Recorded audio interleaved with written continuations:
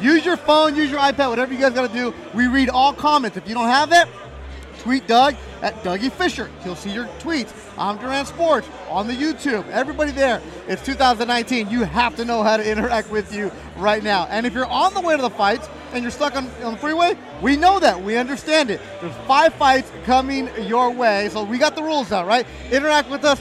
Don't type in all caps.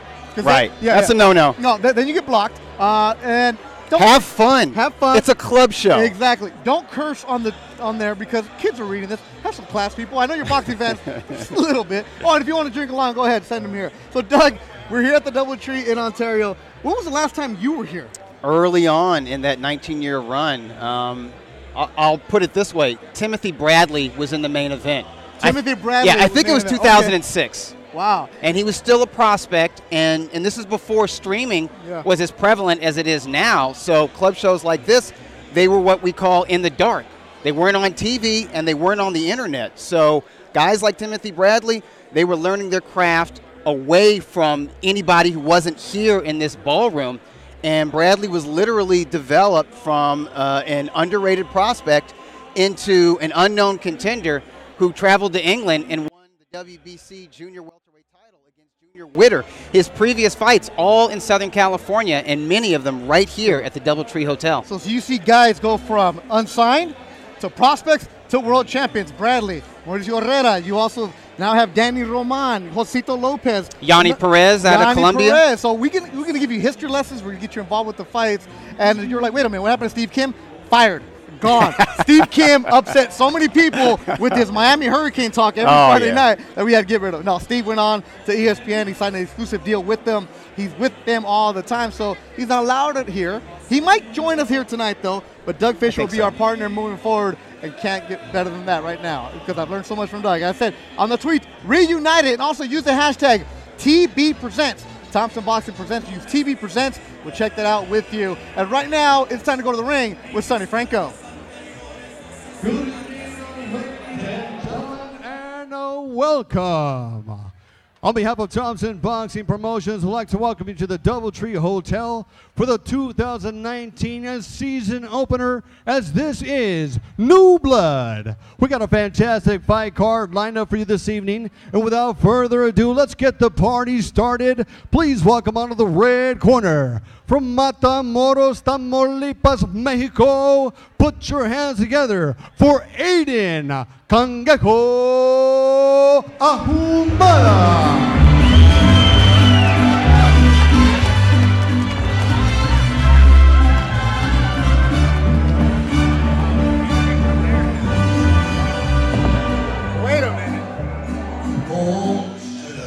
Wait a minute. I know it's our first show of 2019, but is there like a new ring entrance? They're coming straight down the middle of the crowd. It used to be from like a corner dungeon. Now look at this, right down with the fans. Yeah, more fan interaction. Oh, he's coming in with the song that Canelo Alvarez uses it. All right, so 5 fights coming your way. This is Adan Ahumada Cangrejo out of Matamoros, Mexico. Weighing in at 154.4. Seen him a couple times. This dude is tough. Yes. Awkward. Yeah. Tough and awkward and game. His opponent out of the blue corner from San Bernardino, California, here is Leo Ruiz.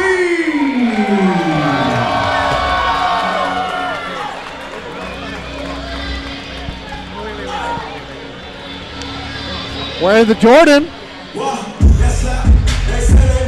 Leo Ruiz. 3-0 out of San Bernardino, not too far from here in Ontario. And he is a Henry Ramirez trained fighter? Henry manages them, and his trainer is David Ortiz. I see. He does work out at Henry's gym at Raincross Boxing in Riverside. Making his Thompson Boxing debut. 19 years old, that's how many years Thompson Boxing's been in business. As Alex Campanova, matchmaker and GM, said, hey, we saw them born. Yes, we saw these kids. They now have an opportunity here at the Inland Empire. I think that's one of the great things about this series is that beyond developing promising prospects, talented guys into world contenders and title holders, it's a good show for the locals. We're coming to you from the DoubleTree Hotel in Ontario, California, where tonight Thompson Boxing Promotions is proud to present Newblood. We begin tonight's event with the first bout of the evening, scheduled for 4 rounds of action in the junior middleweight division. At ringside, your 3 judges scoring the bout should it go the distance are Eddie Hernandez, Fernando Villarreal, and Zach Young. And the man in charge of the action at the bell, your referee, Raul Caiz Jr. Fight fans, here we go. Introducing first, fighting out of the red corner. He stepped to the ring tonight wearing the black trunks with silver. He weighed in officially at 154.4 already pounds.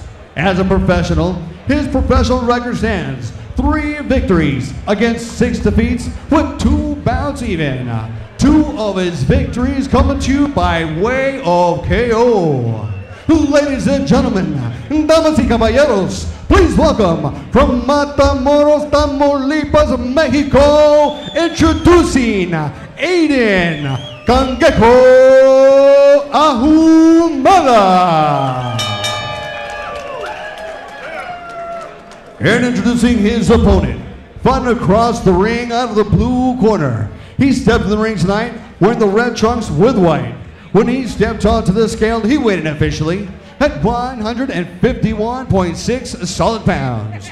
Tonight, he enters the ring undefeated. 3 wins with 0 losses. One of those wins coming to you by way of KO. Ladies and gentlemen, from San Bernardino, California, introducing Leo Ruiz. Well, taking your final instructions, your referee, Raul Caiz Jr. All right, gentlemen, you received the instructions in the dressing room. Know what I expect? A good, clean fight. Ya recibieron las instrucciones. Legal punches, golpes legales. Here for you. Here for you. Touch gloves and look at both of you. One is for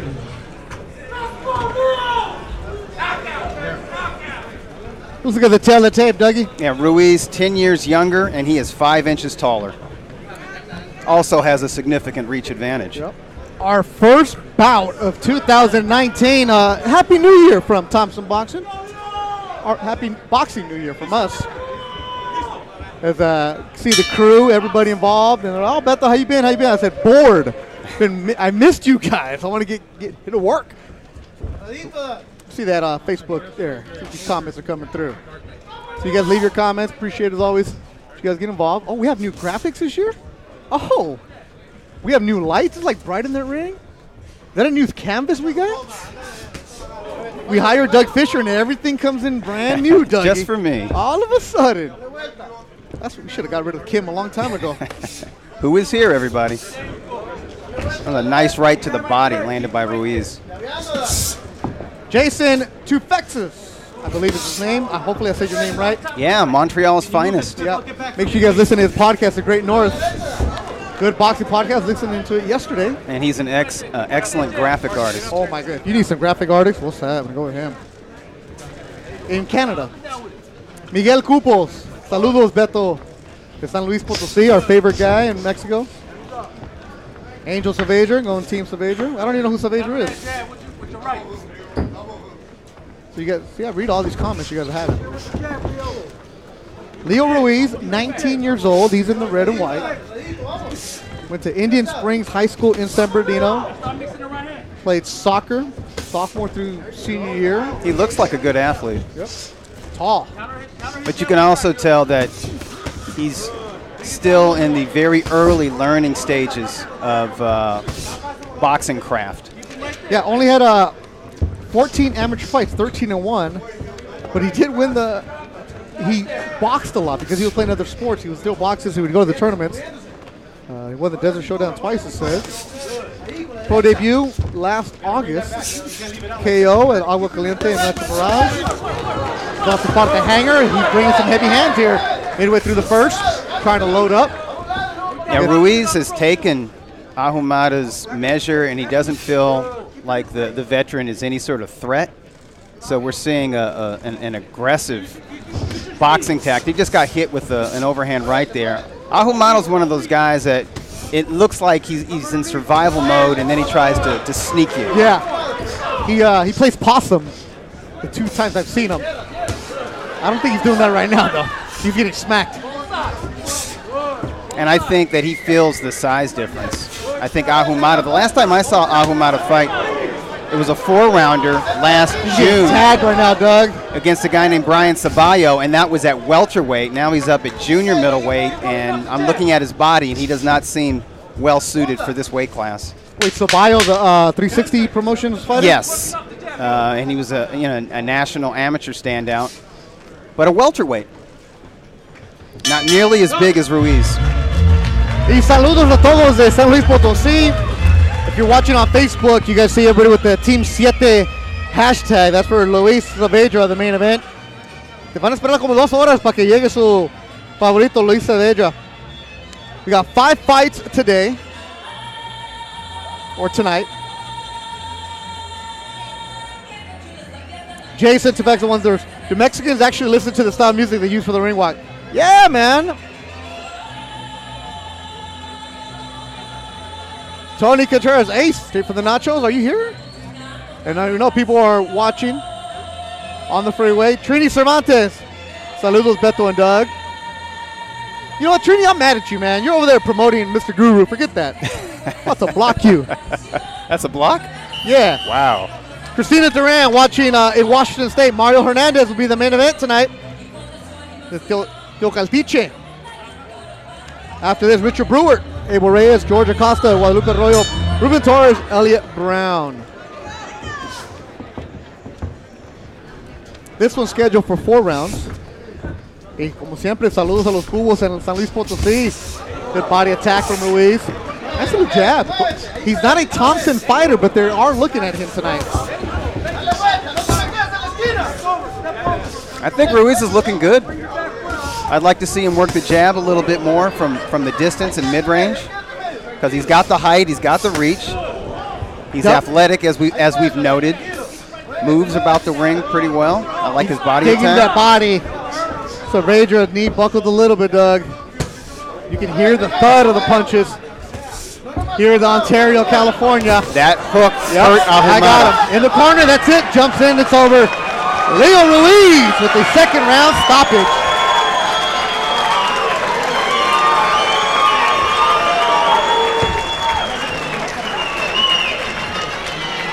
I think Raul Kais Jr. Nice stop. Yeah, he could tell that Ahumada just was not in this fight, was not protecting himself enough. Good stoppage by Raul Kais Jr. Jump in there would have been a matter of time. Let's look at the replay, Doug. Ruiz stalking, check hook, backs Ahumada up. Another hook lands, a right cross. Kais Jr. says that's enough. And see another angle, and then you see that hook landed right on the button. He's dropping 1-2 combinations, and he saves Ahumada. Ahumada wasn't discombobulated by any of those punches, but he was stunned, and he just wasn't reacting the way a competitive fighter should. And the body shot before that, I think, set it up. Leo Ruiz, 19 years old, gets his 2nd stoppage. Coming up next, another youngster, Richard Brewart, Rancho Cucamonga. Another one with Henry Ramirez. So keep those comments coming on Facebook. Ray Fernandez.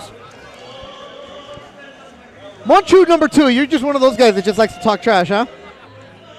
Talk about the guy eating, now he talks about the sequence. And he doesn't sequence them, man. They buy the shorts like that, bro. It's not like he's at home doing it himself. He's not bedazzling, bro. Yeah. Theo Arredondo, Vamos Juju, that'll be George Acosta. He's in 2 fights from now. But what up, Monchu?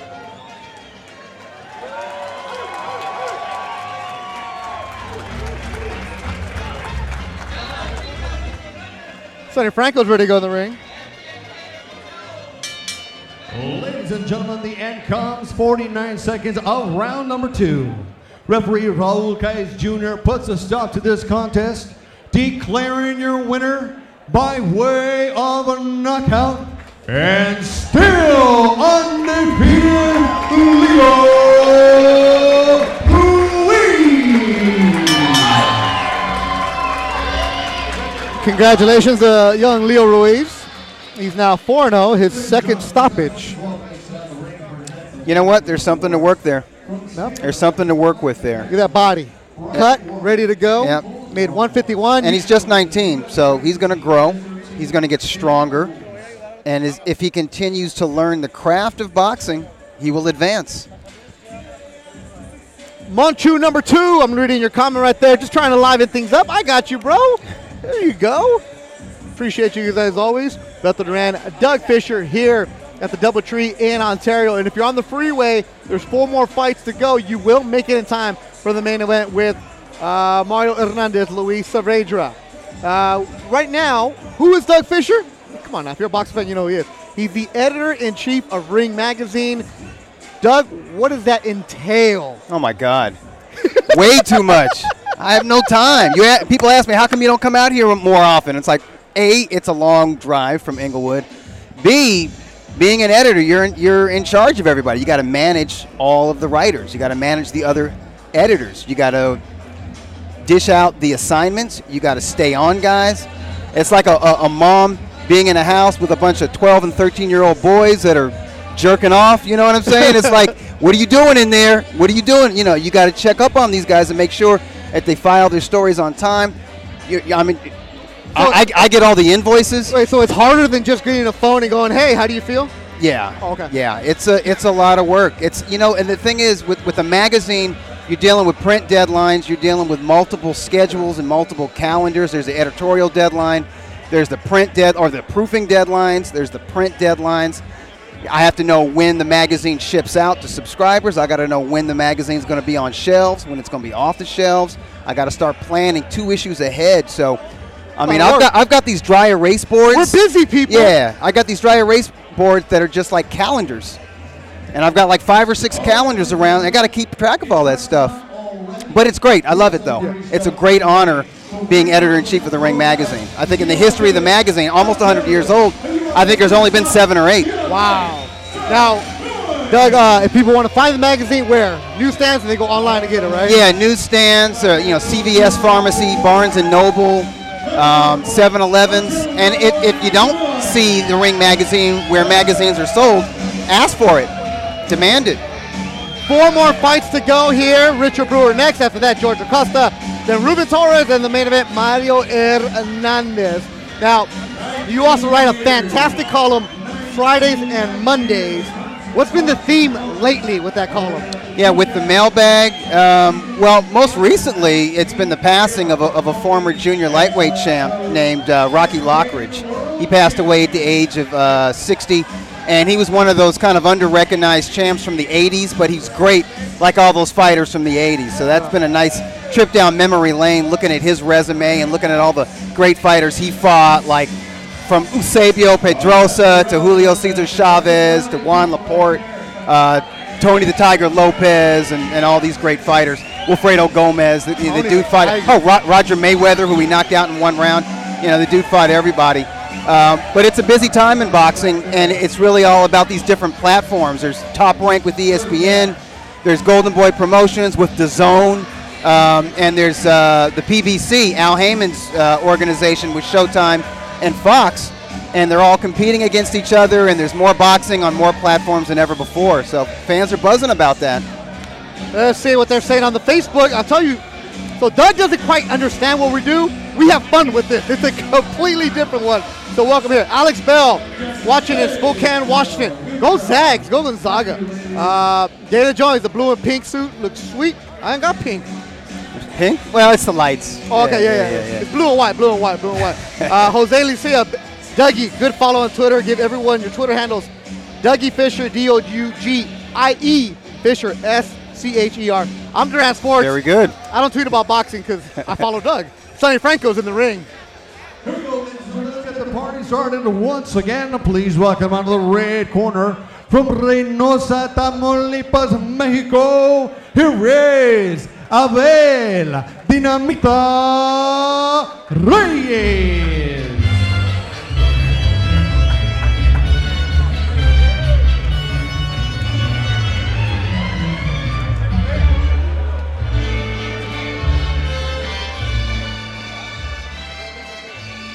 This is Abel Reyes. This is Abel Reyes.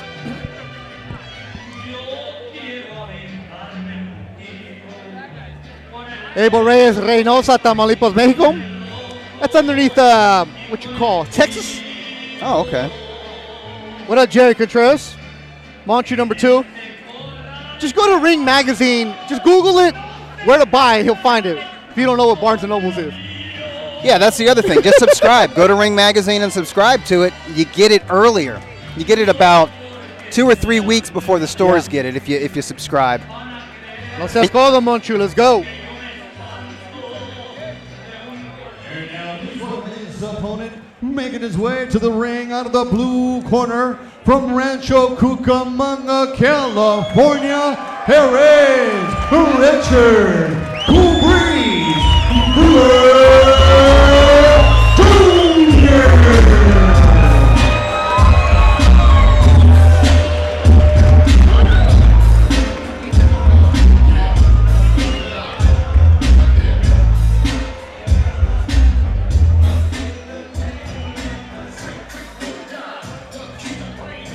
Richard Brewart, Cool Breeze is his nickname.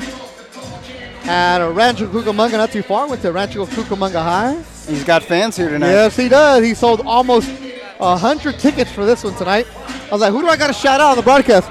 But well, nobody, because they should all be here. Like that attitude. Cool Breeze with some throwback hip hop. There you go. I approve. Sonny Franco, bring him in, baby. Hotel in Ontario, California. Thompson Boxing Promotions continues on with the next bout of the evening, scheduled for 4 rounds of action in the junior middleweight division. At ringside, your 3 judges scoring the bout should it go the distance are Eddie Hernandez, Fernando Villarreal, and Zach Young. And the man in charge of the action at the bell, your referee from Bassett, California, Ray Corona. Fight fans, here we go. Introducing first, fighting out of the red corner. He stepped the ring tonight wearing the white trunks trimmed with the colors of Mexico. When he stepped onto the scale, he went officially at 151 ready pounds.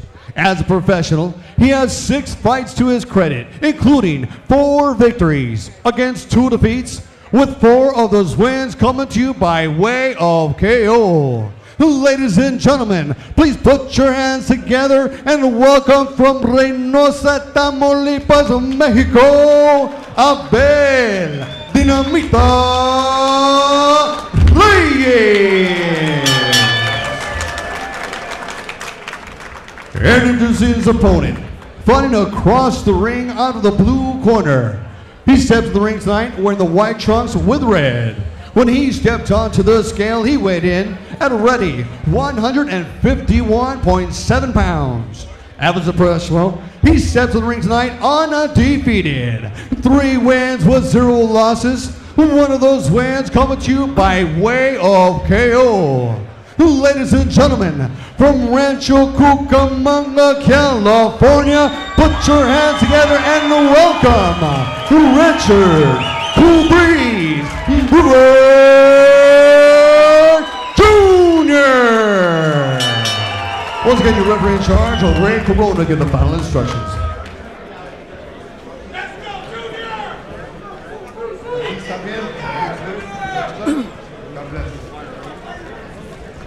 Ray Corona, 3rd man in the ring. Let's look at the tail of the tape for this one, Doug Fisher. These guys match up physically very well. They're the same height. Reyes has a very slight reach advantage, and he is 5 years older at age 25. As Jose Licea says, Brewart looks Latino, man. Well, you got the Jesus on your shoulders. You know he is. Rancho Cucamonga, 951 on his trunks. Reyes starting fast with his jab. I like that. Man, let's see here. Brewart has the tattoo on the arm, so you can tell the difference. Reyes got green, white, and red on the trim. And who allowed them both to wear white trunks? I got to know. Right there, Moncho, I agree with you. I got the one in the white trunks. Brewart, 3-0, 1 KO. Started boxing when he was 12. He's done good work. Body shot. He sparred with Mauricio Herrera, which is never easy. That's excellent work. That's an education right there. Joshua Conley also. Abel Reyes, y saludos a todos los que están mirando en México. De Reynosa. Started boxing at 12. Is currently a medical student, they say. Ray Corona said keep it going. He's saying he's hurt. Like maybe it was a hip shot. Yeah, he's taking a knee. Something. Reyes is saying he got hit in the back. Yeah, maybe the kidney area, but maybe it's affecting his leg, like a sciatic nerve or something like that. Corona said get up, so Reyes takes a knee here. I tell you what, if a boxer's legs aren't under him, he can't punch with any sort of authority. He certainly can't move. He gets caught with that left hook. Body shot from Brewart. Brewart giving his fans something to cheer about here early in the first. And Reyes took a voluntary knee. Yep. Is this automatically a 10-8 round for Brewart? I think so. And Reyes didn't go down from a punch, but it was sort of like a delayed effect from a shot. But maybe there's some question if that shot was a legal punch. I don't know. Well, Ray Corona ruled that it was legal. ¿Qué pasó, Jared Ramírez Dávalos? Saludos. And you're right, Oscar Ortiz, these are hard shots. We can hear them right here at ringside. Brewer's sitting down. Reyes lands it right. Yeah, Brewart is committing to his punches. He's the aggressor, but he's also the counter-puncher in this matchup. Judging by the records, Reyes is supposed to be the guy with the power. But just looking at their physiques, Brewart is the more athletic of the two. And he seems to have put on more weight after the weigh-in. Final seconds of the opening round. This was scheduled for 4. Richard Brewart, Abel Reyes. Doubletree in Ontario. 19th year of Thompson Boxing. TB presents.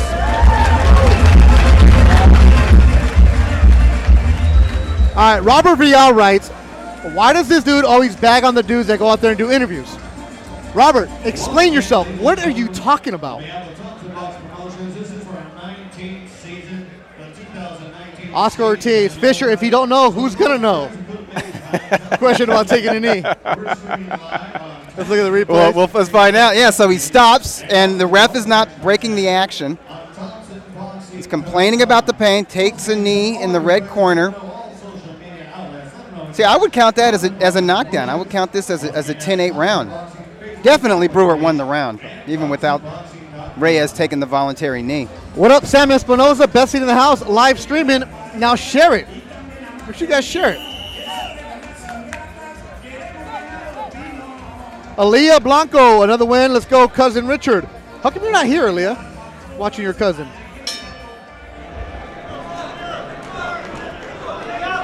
Siete Barrios. Robert Villarreal. Yeah, I had a snide comment about dudes that hold phones to conduct interviews. Boxing media. Oh, that's what he was referring to. It's not big right. It's not snide. I'm legit questioning some of those guys. Well, and you're also just pointing out editors do a hell of a lot more than that. We were talking. I know that because I've done both jobs. I've been a reporter. I've been behind a camera. You know, I've done that. I've done on-camera work. There's nothing like being the editor of a publication and a website. And Robert. Oh, nice uppercut followed by a hook. Yeah. Reyes thinks he's got something. Oh, we went with the big right. Good exchange here in the second round. That was a nice comeback right cross from Brewart. I like Brewart's temperament. Yeah. He is a fighter. And he just has that look. You look at his face, you look at his eyes, there's an intensity there. Body work from Brewart again. Yeah, supremely confident in there. You can hear the punches. Left hook from Brewart. 2 All I hear it from both guys. Yep. Reyes not too shabby himself. Dinamita. Yeah, Reyes doesn't have the athletic physique, and his technique isn't as tight. Oh!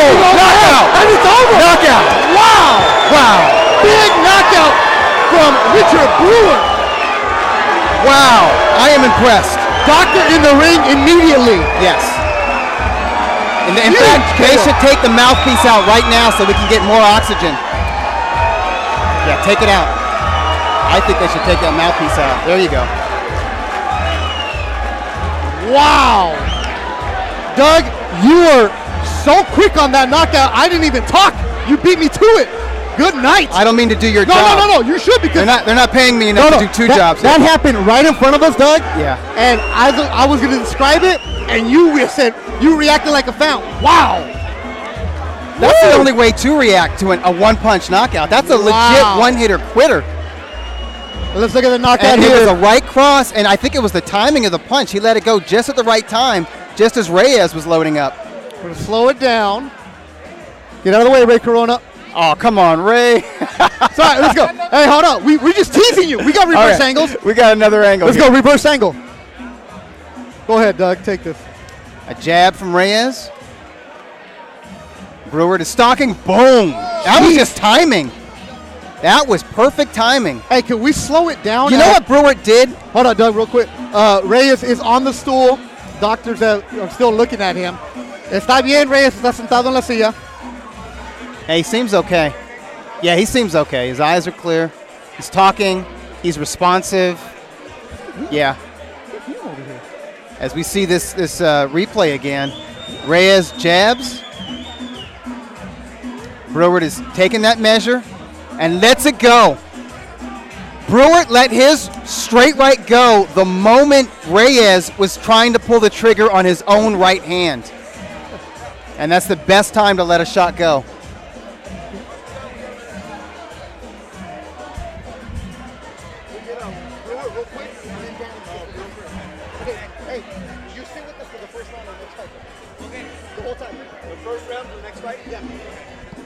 Sonny Franco's in the ring.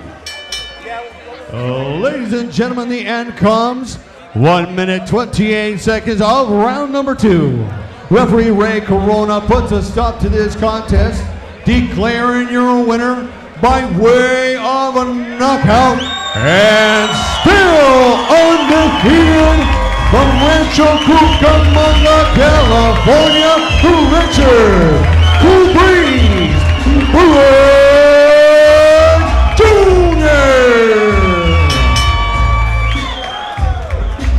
Huge knockout. Brewer comes over and checks on Abel Reyes. The doctor keeping him on the stool. As Doug, you said, that one-hitter quitter. And Brewer's actually going to come join us right now. We can talk to him as Brewer approves the 4-0, 2 KOs. Hey, if you guys could do me a favor on the Facebook, clean it up, because there are kids reading this. A lot of the amateur kids from Henry Ramirez's Raincross Gym are checking it out. So try to keep the language clean for the kids listening. I know we all get excited when you got knocked out, but just remember, pretend you're watching with your kids right now. Beth Durant, Doug Fisher back here ringside as Abel Reyes, the doctors are still with him. He's in the ring. He's standing He seems up. okay. Yeah, it's just more of a when you get hit right on the button, Doug, and your lights go out. Whew. Yeah, that was a chilling knockout. This is the first time you see Brewer. Yeah, and I am really impressed. What I like about him, just beyond his athleticism and his demeanor, that intensity that he has, you could tell he sees everything. He's watching and he's analyzing in his head, and he's assessing his opponent's style, but also his opponent's rhythm. That's what he was doing. He was getting an understanding of Reyes' timing and understanding when Reyes lets his hands go and making sure that he beats Reyes to the punch. And that's what he did with that straight right. That's Reyes walk behind me. I'll be okay. Give me a thumbs up. So, para todos los que está mirando en Reynosa, Tamaulipas, yo la mano para arriba a ver Ramos. And Reyes was a dangerous guy. I mean, he'd won all 4 of his fights by knockout. And he was. You could tell he had heavy hands. He also landed a couple punches. He did. In that round. If we could get the highlight queued up, we'll have Brewer describe it as Richard Brewer is going to join us. And after that, Danny Roman is going to join us as Richard Brewer gets to sit down. Henry, you're not in this, man. Get out of here. We don't even want to talk to Henry. Come on in. Get in here. There he is, man. Wow, this guy right here. Camera's right here, Richard. So get a little closer. Man. Now, Richard Brewart. So, you had what, about 100 people here? Around, yeah. Yeah. Second round of action, though. It looked like he was starting to land a couple punches. Then you picked it up. Why? Yeah, well, he caught me with a couple good shots. I wasn't never buzzed. But, it happens sometimes. I got a little careless. But after he got me, I woke up. I was like, okay, he caught me with a good shot. Let's pick it up now. Fight smart. Start moving my head a little bit. And I was getting into my timing on that right hand. I just saw it right there. As soon as he threw that jab, boom, right over top. So you saw him leave himself wide open? Yeah, I saw from the first round. I started trying to throw it right away. His jab, he wasn't bringing it back. It was kind of sloppy. So I was like, okay. It's impressive that you can make that assessment that quick after one round. Yeah. And then when you knocked him out right over here, you knew exactly what he was going to do and beat him to that punch. Boom. Ooh. Like you knew he was getting ready to let that right hand go. And he was getting ready to pull the trigger on that. Yeah. Let's have that queued up one more time. We're not making fun of Abel Reyes. I want you to describe it to see what you see as that happens. Okay. And we're going to slow it down for you. You said you saw him with the opening. Yes. And how did it feel? He threw a jab right there, and you see how he dropped the hand? Yeah. I saw it there. I was seeing it like that every time. As soon as I seen it, he had to shoot right at the same time because he wasn't bringing it back. So as soon as I shot it, bam, it just landed right on the button. Did you know he was done? I didn't know he was done until he was laid flat. But you had a feel that was. Yeah. I knew it once I saw him down. May he be okay. Yeah. Don't wish nothing bad upon another fighter. We're both in the same court. That's something you work on the shot, Henry? Every day I use it. Sparring, when working mids, we're always working on that shot because it's my bread and butter. All right, Richard Do you consider yourself a puncher or more of a boxer? More of a boxer puncher. Yeah. But when I do get my timing and my counters in, I know how to sit on them really well. Richard Brewart here, send the shout-outs. In order to come out here on the bench, you got to, knock some people out. Oh, yeah, I got to. So there you go. It's got to be done. So send your shout-outs right now, Richard. I want to give a big thank you to my coach, Henry. He's brought me a long ways. Forget it. Get out of here. Forget it. You can't thank Henry, then all of a sudden. No, go ahead. A big thank you to Henry because he brought me a long way, man. My dad, my mom, my sister, everybody there. They're keeping me alive. Wouldn't be here without them. Richard Brewart now 4-0, 2 KOs. The big knockout of the night. Sonny Franco's in the ring. Thank you. Congratulations. Please welcome out of the red corner from Huntington Beach, California, here is Guadalupe, the Beach Boy Arroyo.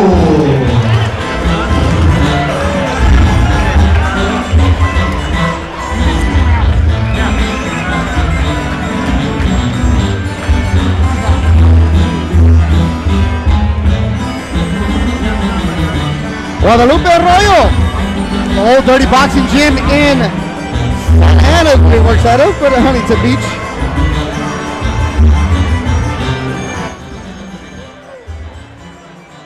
And making his way in, Arroyo 3-14, but don't let the record fool you. He comes to brawl with you, throws a lot of punches.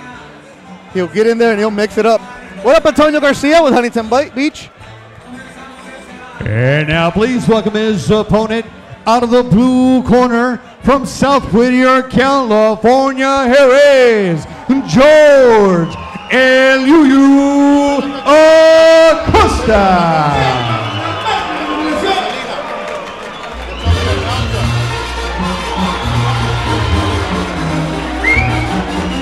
Rocking Los Caneros jersey for Los Mochis. George Acosta Eliu, 6-0, 1 KO. South Whittier. Ace, what song is this? It's El Fantasma, that's right. Vengo a aclarar. Somebody translate that for me. I don't know what aclarar means. George Acosta. Started boxing when he was 9. He has a lot of fans on El Face. Saludos a todos los que están mirando. And I don't get this though. If he's from Whittier and you're his friend and you're related to him, how come you're not here at the DoubleTree buying a ticket? You should be here. That goes into his pocket, people. No sean codos. Sonny Franco, he ain't cheap. Ladies and gentlemen, once again from the DoubleTree Hotel in Ontario, California, Thompson Boxing Promotions presents the next bout of the evening, scheduled for 4 rounds of action in the lightweight division. At ringside, your 3 judges scoring the bout should it go the distance are Eddie Hernandez, Fernando Villarreal, and Zach Young. And the man in charge of the action at the bell, your referee, Raul Caiz Jr. Fight fans, here we go. Introducing first, fighting out of the red corner. He stepped to the ring tonight wearing the blue trunks with silver. When he stepped onto the scale, he weighed in officially at 136.1 solid pounds. As a professional, he has 17 fights to his credit. Ladies and gentlemen, from Huntington Beach, California, introducing Guadalupe Beach Boy Arroyo. And introducing his opponent, fighting across the ring out of the blue corner. He stepped in the ring tonight wearing the black trunks with the colors of Mexico. When he stepped onto the scale, he weighed in officially at 134.2 solid pounds. Tonight, he enters the ring undefeated. 6 wins with 0 losses. One of those victories coming to you by way of KO. Ladies and gentlemen, from South Whittier, California, introducing George El Yuyu Acosta. Let's get your referee in charge, Raul Caiz Jr., to give the final instructions. Mouthpiece. All right, gentlemen, you received the instructions in the dressing room. Know what I expect? A good, clean fight. Ya recibieron las instrucciones. Legal punches. Here for you. Golpe legal. Here for you. Touch the Raul Caiz Jr., the third man in the ring. Look at the tell the tape, Doug. George Acosta, he is 6 years younger at age 22. He has the reach advantage, and he's 2 inches taller at 5'8", although he looks taller than 5'8". Yeah, he does. Now, I asked you guys to help me translate aclarar, right? I'm here to, vengo a aclarar. That was the name of the song, right, Doug? Right. This is where you people think you can speak Spanish. Look at this. 3 different definitions. Aclarar, to clear things up. Another guy says, here to declare, right? Yeah. That all sounds feasible. Yeah, it's all feasible, but like, so which one is it? What's the third definition? Where'd it go, the other one? To get things straight. Huh. Okay, so you guys are all loosely translating it here. See, we got to hear more of the song No, to get the context. and a big right immediately by Yuyu Acosta and de los Mochis. Yeah, and Acosta setting up that straight right really well with his jab. So What up, Andre Barrera, who's watching this, and you're watching Yuyu tee off.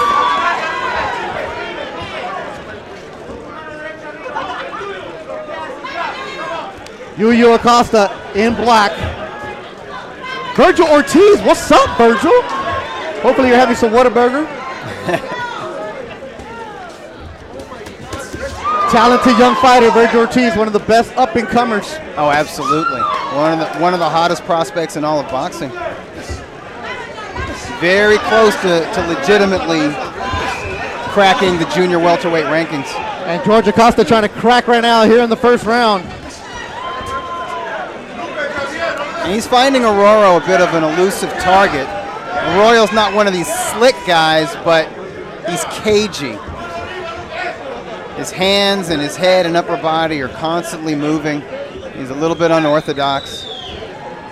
What up, Cynthia Conti? Cynthia. Oh, body shot. More body work from Yuyu Acosta. Yuyu, a nickname given to him by his sister. Cynthia has seen Lupe Arroyo fight before. Fought on a 360s Promotions Hollywood Fight Nights. Oh, has he? You saw him, huh? Yeah, and I think that was the only time he's been stopped. In his 17 pro fights, he's only been stopped once. I don't think he was ever off his feet, but he was in against a very tall and rangy boxer, just like he is in tonight. That guy, I believe, was a southpaw, though. And correction, it's Virgil Ortiz Sr., Virgil's dad. Yeah, we like him better anyway.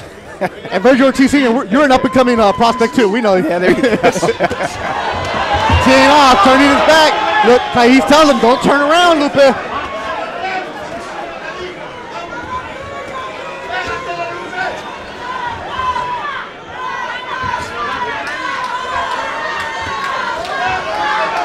Cynthia Conti, so Doug, of course, you're correct. Final seconds of the opening round. George Acosta. Lupe Arroyo. Done with the first, and this one's scheduled for fourth.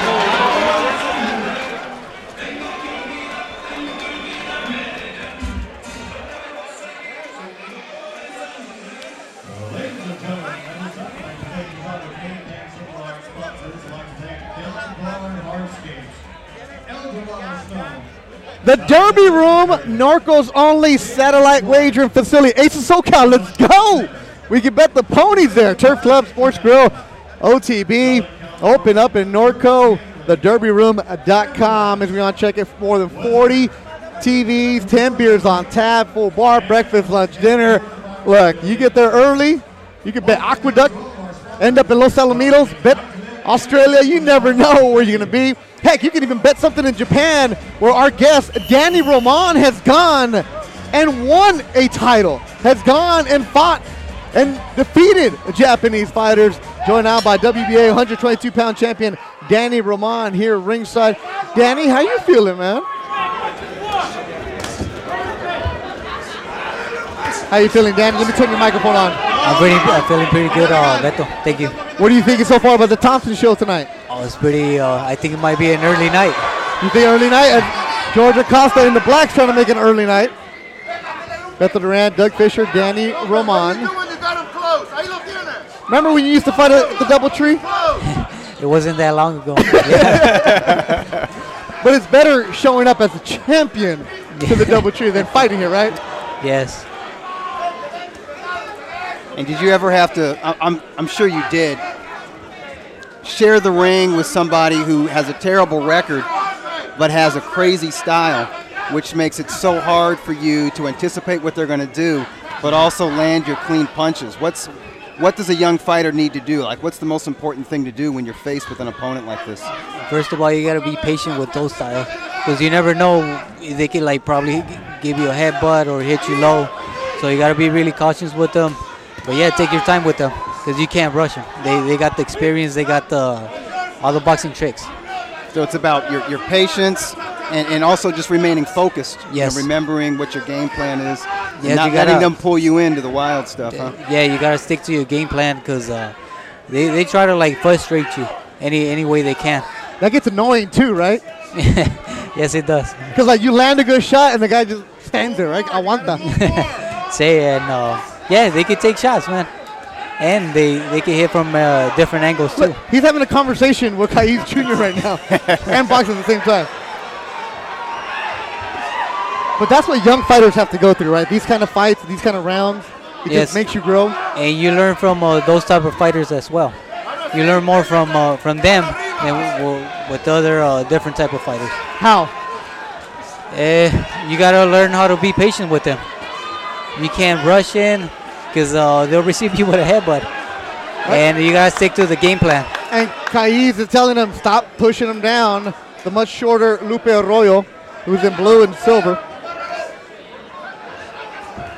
Joined by Danny Roman. So wait, are you fighting anytime soon? Yes, it's official now. I'm fighting the IBF champion, TJ Doheny. What a fight. Oh my goodness. I don't have an exact date or an exact location, but they're saying it'll probably be in April. All right, we'll get to that between rounds. As Lupe Arroyo, wild swing and a miss. He got hit a couple times in the body. As Kaiz Jr. was telling him, keep moving, keep working. From Huntington Beach, Guadalupe Arroyo, South Whittier, George Yuyu Acosta. Done with the first. And then Arroyo just looked back like, yeah, I survived that round. Here ringside, we're getting ready for our next fight. That's Ruben Torres and Elliot Brown coming up next.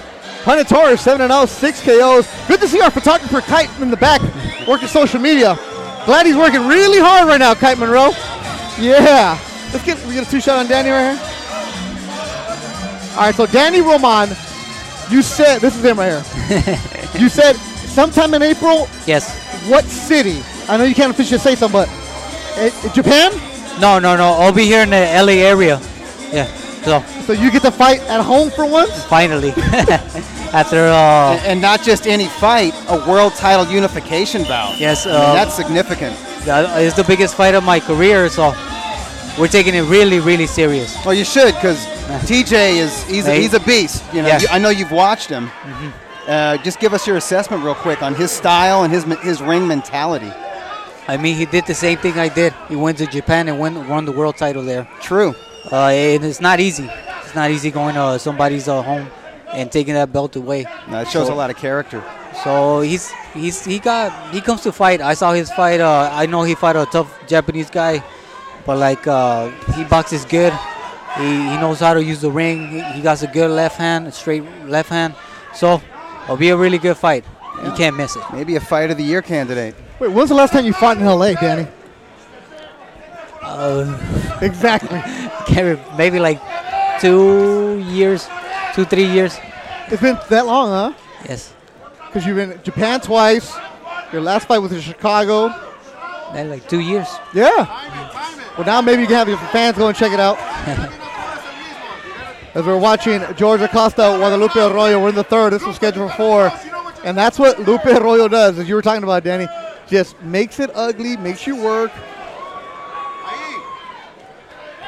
It's smart that Acosta is targeting the body, because if you aim for Arroyo's head, and he timed him there with a nice two-piece, Acosta did, but it's hard to hit him in the head because he rolls so much. There's so much head and upper body movement.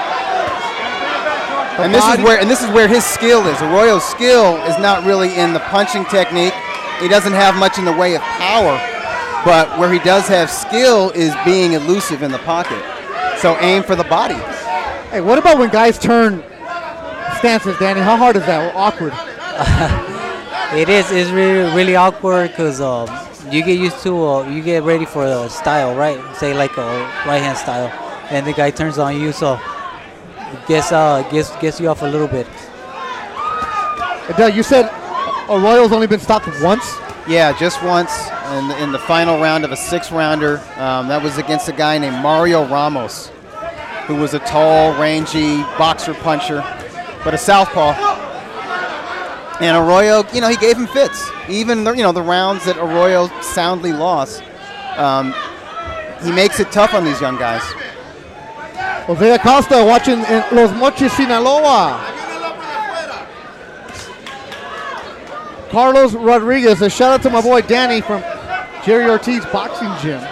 All right. Do you know him? Jerry Ortiz, yeah. Yes. Okay, all right. Yeah. Do you know Carlos Rodriguez? Yes.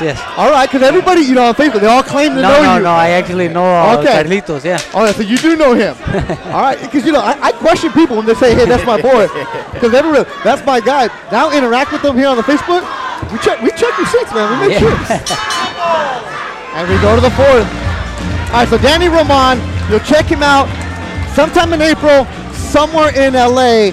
He'll be defending his title against TJ Doheny. Is that how you say it? Yes. And now you were in the ring with him, right? Yes. Back in New York on his last fight, I went up there to challenge him, and that's where we met. That's not your style, though. It is now? No. I'm still the same guy. Of course. But you gotta pump the fight a little bit, and sure. So the guy took the fight. He took the challenge. So now it's on, He wants to fight. I admire you guys because, Doheny could go back to Australia or he could go to the UK and make some really good money fighting domestic level guys in title defenses. But he's hungry like you. He wants to be a real champion. He wants to be a unified champion. And really the winner of this fight moves up to number 1 or number 2 in the 122-pound division. Mm-hmm. Yeah. And there'll be 122-pound on Saturday night in DAZN, Ray Vargas. Yeah. The WBC title holder. Pretty sure. All right. Wait, Neno Rodriguez. Is that really you, Neno? Don't you fight tomorrow? Right? Neno fights tomorrow, doesn't he? At StubHub. I think so, yeah. He does. Yeah, he's on the Tank Davis card. Yeah. I will appreciate you watching if that is you, Neno. Danny Roman, we'll let you go because now everybody's claiming in that they want to be your friend. Everybody wants to. Now that you're fighting in LA, everybody wants tickets. Danny, appreciate it. Go enjoy the rest of the night, man. Thank you. Thank you.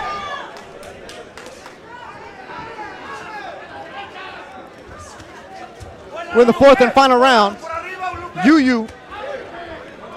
George Acosta, controlling this fight, but he's had to work. Oh, Nano fights Sunday on the Jose Ramirez card. Oh, he's in Fresno. All right. Very good. My bad, Nano. Good to see you back in action, though.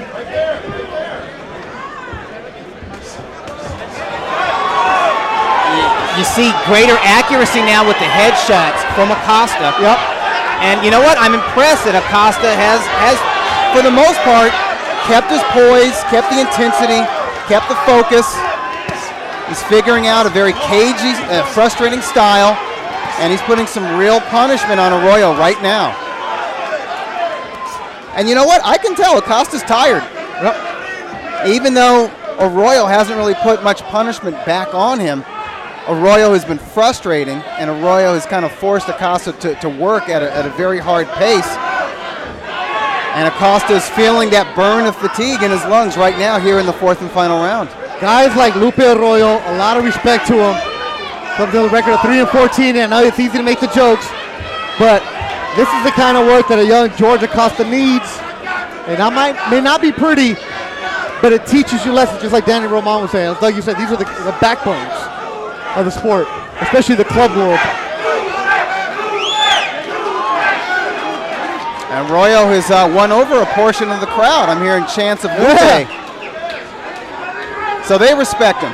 They're not hung up on records. They're not hung up on labels and status, because he is a journeyman, but he's a grizzled one. And you got to give respect to a guy who only fights undefeated up-and-comers, you know? That's all he does. It's right.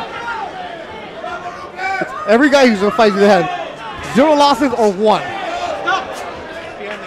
Right, he's match tougher than these guys who were top amateurs. Yeah, and that is those guys are protected for the first 10 or 15 fights of their career, you know.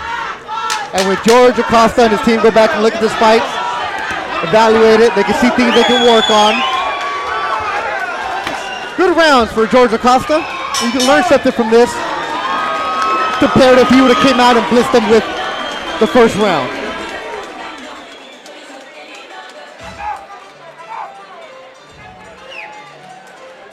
Manchu, appreciate you paying attention. The ref didn't save him. The fight's over. 4 rounds, baby.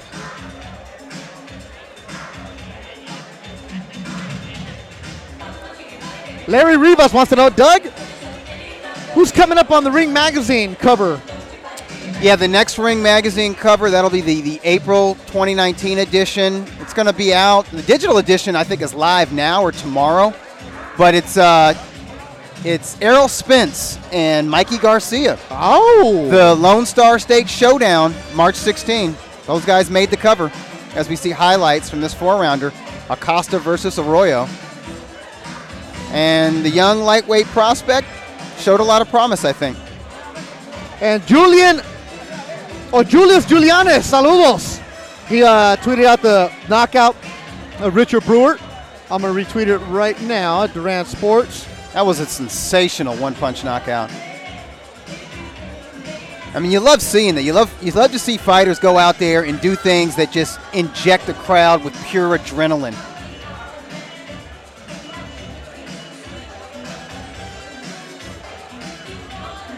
Coming up next will be Ruben Torres, Elliot Brown. 2 more fights to go here. As Michael Dutchover is going to sit down. He has no choice. Sit down, Dutchover. Right. You ain't going nowhere.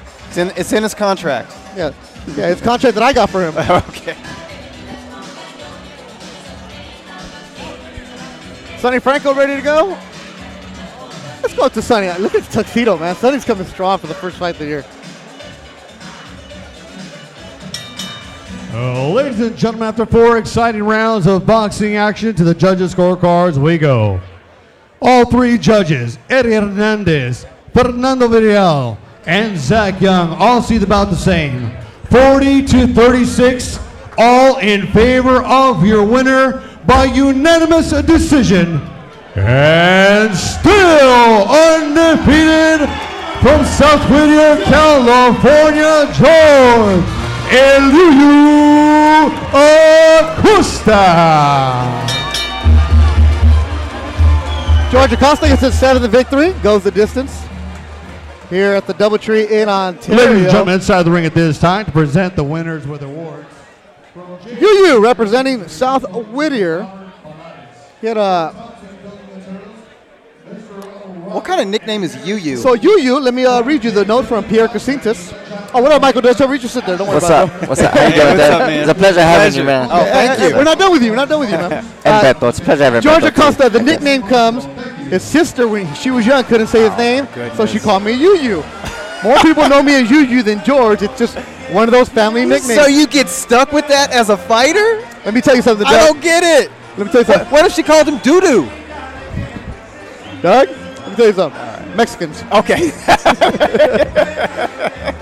Better than hand. Doug Fisher, the new addition of Thompson Boxing, and now joined by undefeated Michael Dutchover, the This pride guy. of where you at? Dallas? Midland, Texas. Oh, Midland, Texas. West Texas. What's West up, Texas. everybody? 432. Oh, there you go. So coming up next is your partner. I think you guys don't live together, do you?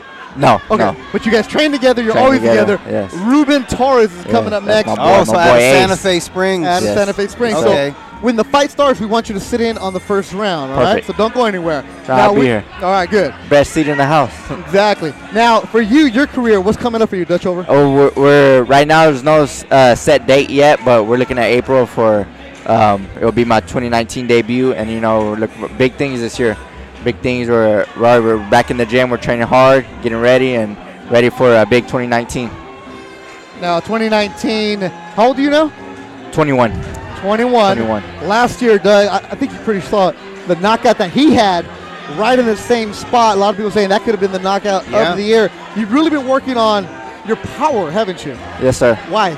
Just as developing, I had a long amateur background, and moving into the pro ranks, it comes a lot of setting your punches up, not just letting things go and landing pop shots, as we were taught in amateurs, and setting hard shots up. And I felt like that showed last year, and next year, this coming year, it will show even more. Do you feel you're ready for like the 10-round level? Oh yeah, yes, Absolutely. I do. One of the new faces in Ring Magazine last year. Oh, you had him in there? Absolutely. Really? He's real. Thompson Boxing develops real prospects. All right, why'd you guys We put him know in the that. magazine? No, I mean, Because he's real. No, I mean, there's a lot of people you No, could put in. you know what? There's a buzz. You know what I mean? Like, no, it's not like nobody from Thompson Boxing called us up and said, hey, or Danny Zamora didn't reach out to us. It was, you know what it was? It was members of the ratings panel. Really? They keep an eye on who's coming up and who's getting close to the rankings, and somebody from the ratings panel suggested it, and our man Anson Rainwhite gave him a call. Now, when you saw yourself in the magazine, what'd you think? Oh, no, you know what? I think it was Steve Kim. Steve Kim. Steve Kim wrote it, yeah. So Steve knows. So when you saw it in the magazine, what'd you think? It's just an honor, growing up from where I'm from. How many people make it the big spotlight, and so I'm just want to be like a role model, especially from the kids there in Midland, Texas, and West Texas, where we don't get much publicity, and just chase your dreams. You could do it.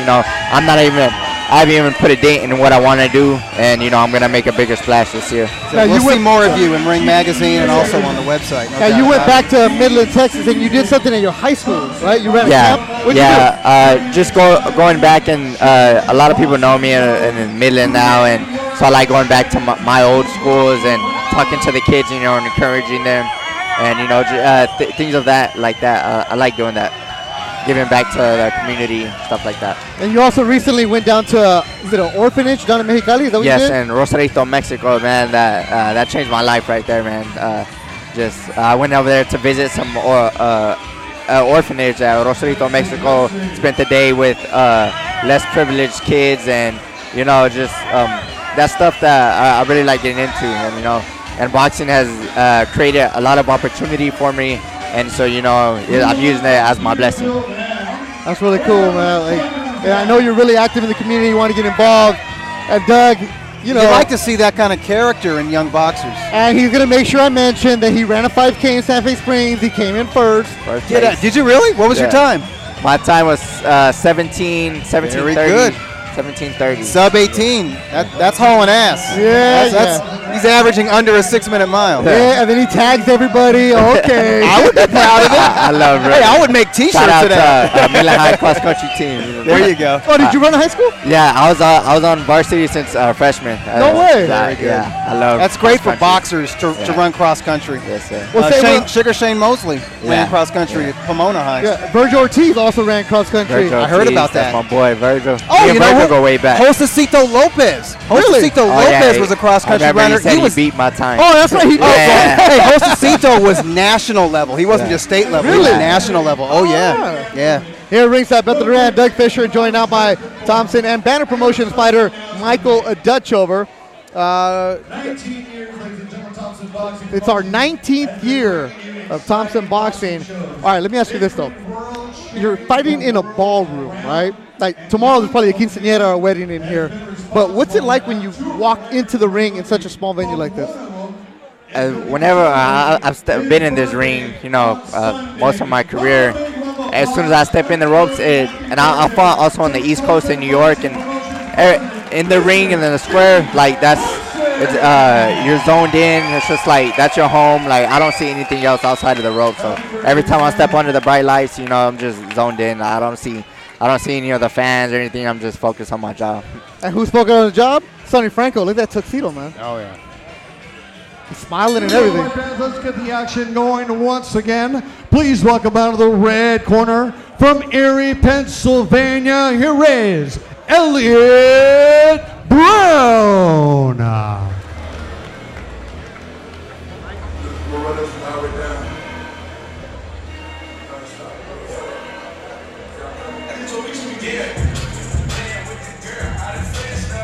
What song is this, Dutch over? I don't know. I'm 40. I don't know.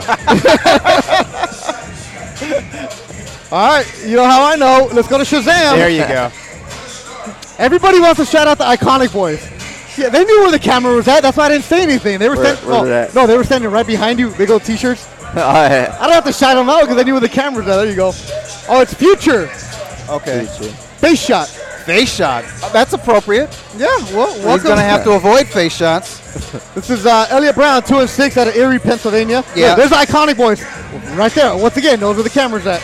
Shout out iconic apparel. Forget Iconic, man. I don't have anything. You got anything, Doug? Nope. I do. You see me right now?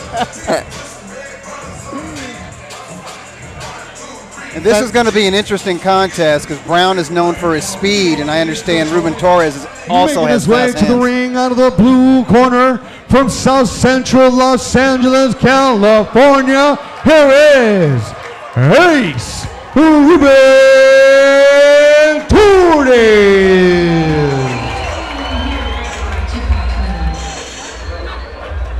Right, but don't you feel like that creates tension between East and West? He's talking about. All right, Ruben, you've been fighting here a while, right? You're 7-0. You should know to have the music queued up to the beat you want. Before you're out of the game. Yeah, he's over here playing the whole song. See, it should be queued up right there, and then walk in. Come on, Ace. I like the new walkout, how it is. Yeah, in the middle. That's the first time. And I don't have to Shazam this. This is Tupac. Yeah. I approve. Man, look at that smile. Yeah. You look, Ruben I looks like good. to He see looks fighters comfortable. who are Yeah. relaxed and Not so joyous tense. on their way to the ring. Because at the end of the day, this is what we do. This is our home. You should be relaxed. I feel like you shouldn't be tensed up. Going to the ring. That's your home. And do you spar him? We've sparred before. We haven't sparred recently, but I don't ever want to spar Sonny Franco. Ladies and gentlemen, once again from the DoubleTree Hotel in Ontario, California, Thompson Boxing Promotions is proud to present the co-main event of the evening, scheduled for 4 rounds of action in the junior welterweight division. At ringside, your 3 judges scoring the bout should he go the distance are Eddie Hernandez, Fernando Villarreal, and Zach Young. And the man in charge of the action at the bell, your referee from Bassett, California, Ray Corona. Fight fans, here we go. Introducing first, fighting under the red corner. He stepped the ring tonight wearing the black trunks trimmed with white. When he stepped onto the scale, he weighed in officially at 137.7 pounds. As a professional, he has 8 fights to his credit, including 2 victories against 6 defeats. Both of his victories come to you by way of KO. Ladies and gentlemen, from Erie, Pennsylvania, introducing Elliot Brown. And introducing his opponent, fighting across the ring out of the blue corner. He stepped in the ring tonight wearing the black trunks with gold. When he stepped onto the scale, he went officially at 136.8 already pounds. As a professional, he steps in the ring tonight undefeated. 7 wins with 0 losses. 6 of his victories coming to you by way of KO. Ladies and gentlemen, from South Central Los Angeles, California, introducing Ace Ruben Torres. Once again, your referee in charge, Ray Corona, give the final instructions.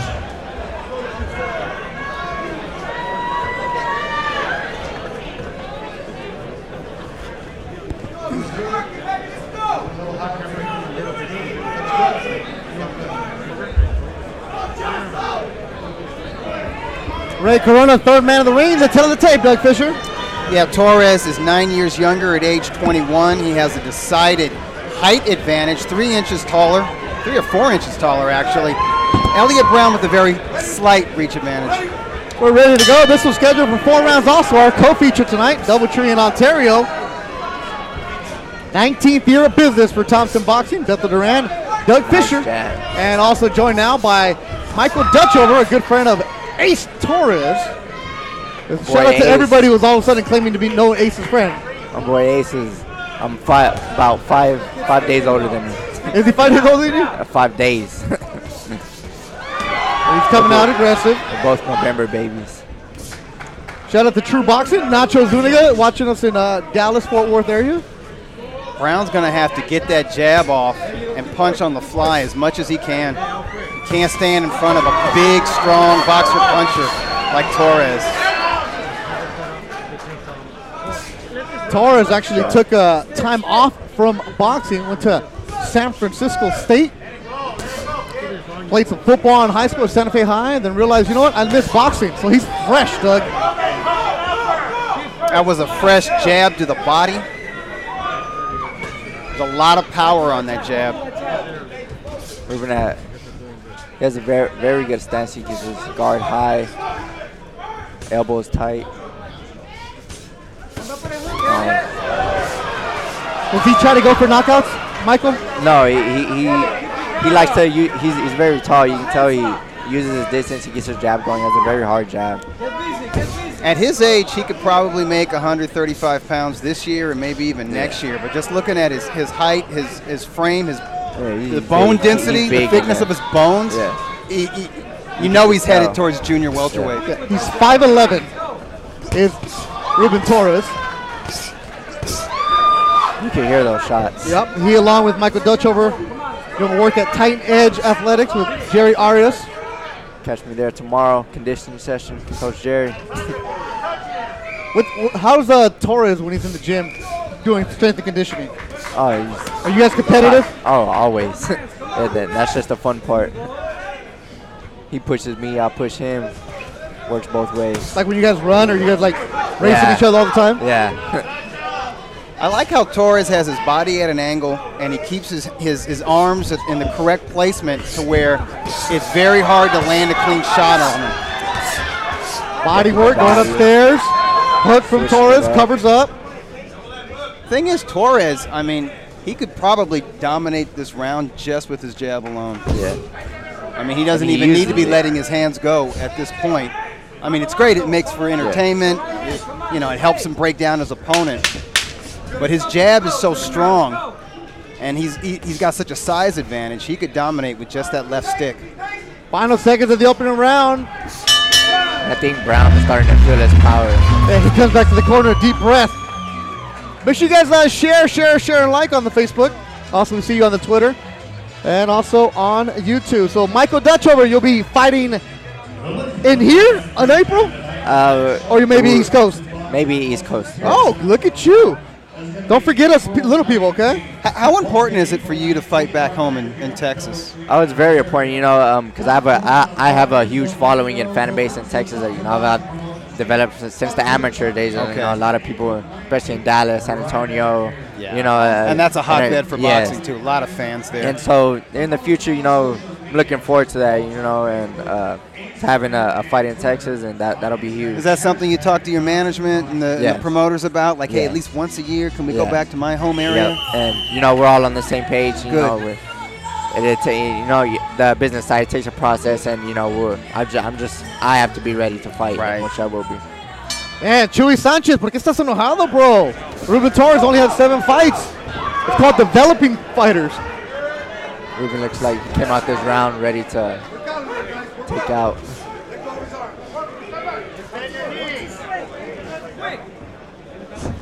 Ooh. Body shot from Torres. Elliott is really wide with those hooks. There's such an arc to them. It makes you think he's inviting a straight right. Brown on the ropes, but he's covering up. Yeah, Brown's looking to counter off those ropes with that hook, but he's going to have to be sneakier or a little bit quicker or a little bit more compact with the hook. You can see Ruben's hand speed also when he gets close to the ropes. Yeah, Torres has good hand speed. Good hand speed. But I like the hand placement, right? Because you see where he just blocked that right. Nice and tight, just relax. Yeah, so even when he's not punching, he's not easy to hit.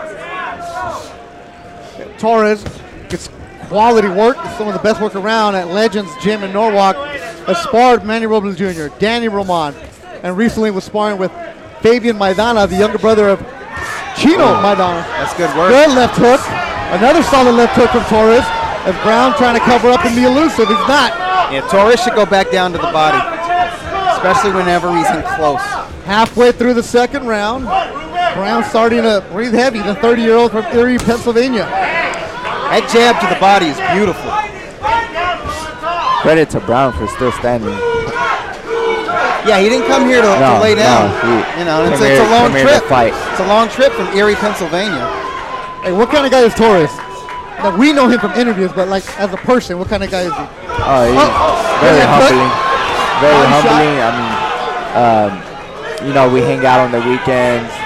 Because I'm not from here. I hang out with his friends. Also, he invites me. And just very very good. He's my brother. Well, your brother's looking good halfway through the second round. Very humbling, very nice, but in the ring, it's a different story. He was a wide receiver in high school. You can tell he has that receiver body type too. And he's strong and sturdy like a football player has to be. And kudos to Brown as well. He's shown some resistance here, some resilience. He's making Ruben work. Yeah, he covers up well. He blocks pretty well. Graduated Santa Fe High in 2015 and mentioned that break he took from boxing. Said that's what got him energized. And so many fighters, Michael, you're probably one of the knows, when they start at 7, 8 years old and you're fighting every weekend, guys get burned out. You need that break sometimes. Yeah, sometimes, I think every fighter goes through it, and, it's just good you realize you have a passion whenever you're away from the sport. And just like in Ruben's case, he took a break, but it brought him back to it. And, that's just a calling for him. He knows he has dedication and, a passion for the sport. And I think this fight's over. The fight has been stopped. There's the corner for Brown. Ref's waving the hand. It's over. Yep. Ray Corona says the fight has been stopped. The corner for Elliott Brown has decided to stop the fight. They're telling their fighter, no, we're going to protect you. He was taking some shots. He was. I thought he had another round in him, though. He actually landed a right hand. Dr. Andre Guerrero is checking him out right now. Maybe he's feeling something. Maybe he's not seeing straight or something, or feeling a dizziness. But he pointed. He said, "I've seen double." I see. Doctor checking him out. And I believe it's just his corner taking care of him also. Yeah, and kudos to the corner as well. Good for them. So Ruben Torres gets the stoppage. Elliot Brown doesn't come out for the third round. Ruben Torres improves to 8-0, his 7th stoppage. Congrats to my boy Ruben. He looks solid. Solid as a rock. Edgar Yasso in the corner, straight out. Danny Zamora in his corner. Hey, the guy, I see Danny Zamora, but the guy behind Danny Zamora, is that Victor Hernandez? I can't see. Is one of the Hernandez brothers. It'd be Rudy Hernandez's brother, who I haven't seen in like decades. But he used to have hair, so I don't recognize him. God, I think it is Victor. If it's Victor Hernandez, that's a blast from the past. A blast back to the old LA boxing The one with club. the green RT? Yeah, with the green RT. Oh, that's Javier Gomez. That's Javier Gomez. Okay. Yeah, that's like our Victor. assistant. Okay. He's our coach also at the gym. He looks familiar. Yeah. Fabian Navarro says, I'm from Texas. Who's the guy talking? That's Midland own Michael Dutchover. Get to know him. If you don't know, now you know. Yeah. Sonny Franco, let's go. Ladies and gentlemen, the end comes at the end of round number 2. Referee Ray Corona puts a stop to this contest. The fighter could not continue. Therefore, the winner by way of TKO and still undefeated out of the blue corner from South Central Los Angeles, Ace Ruben Torres.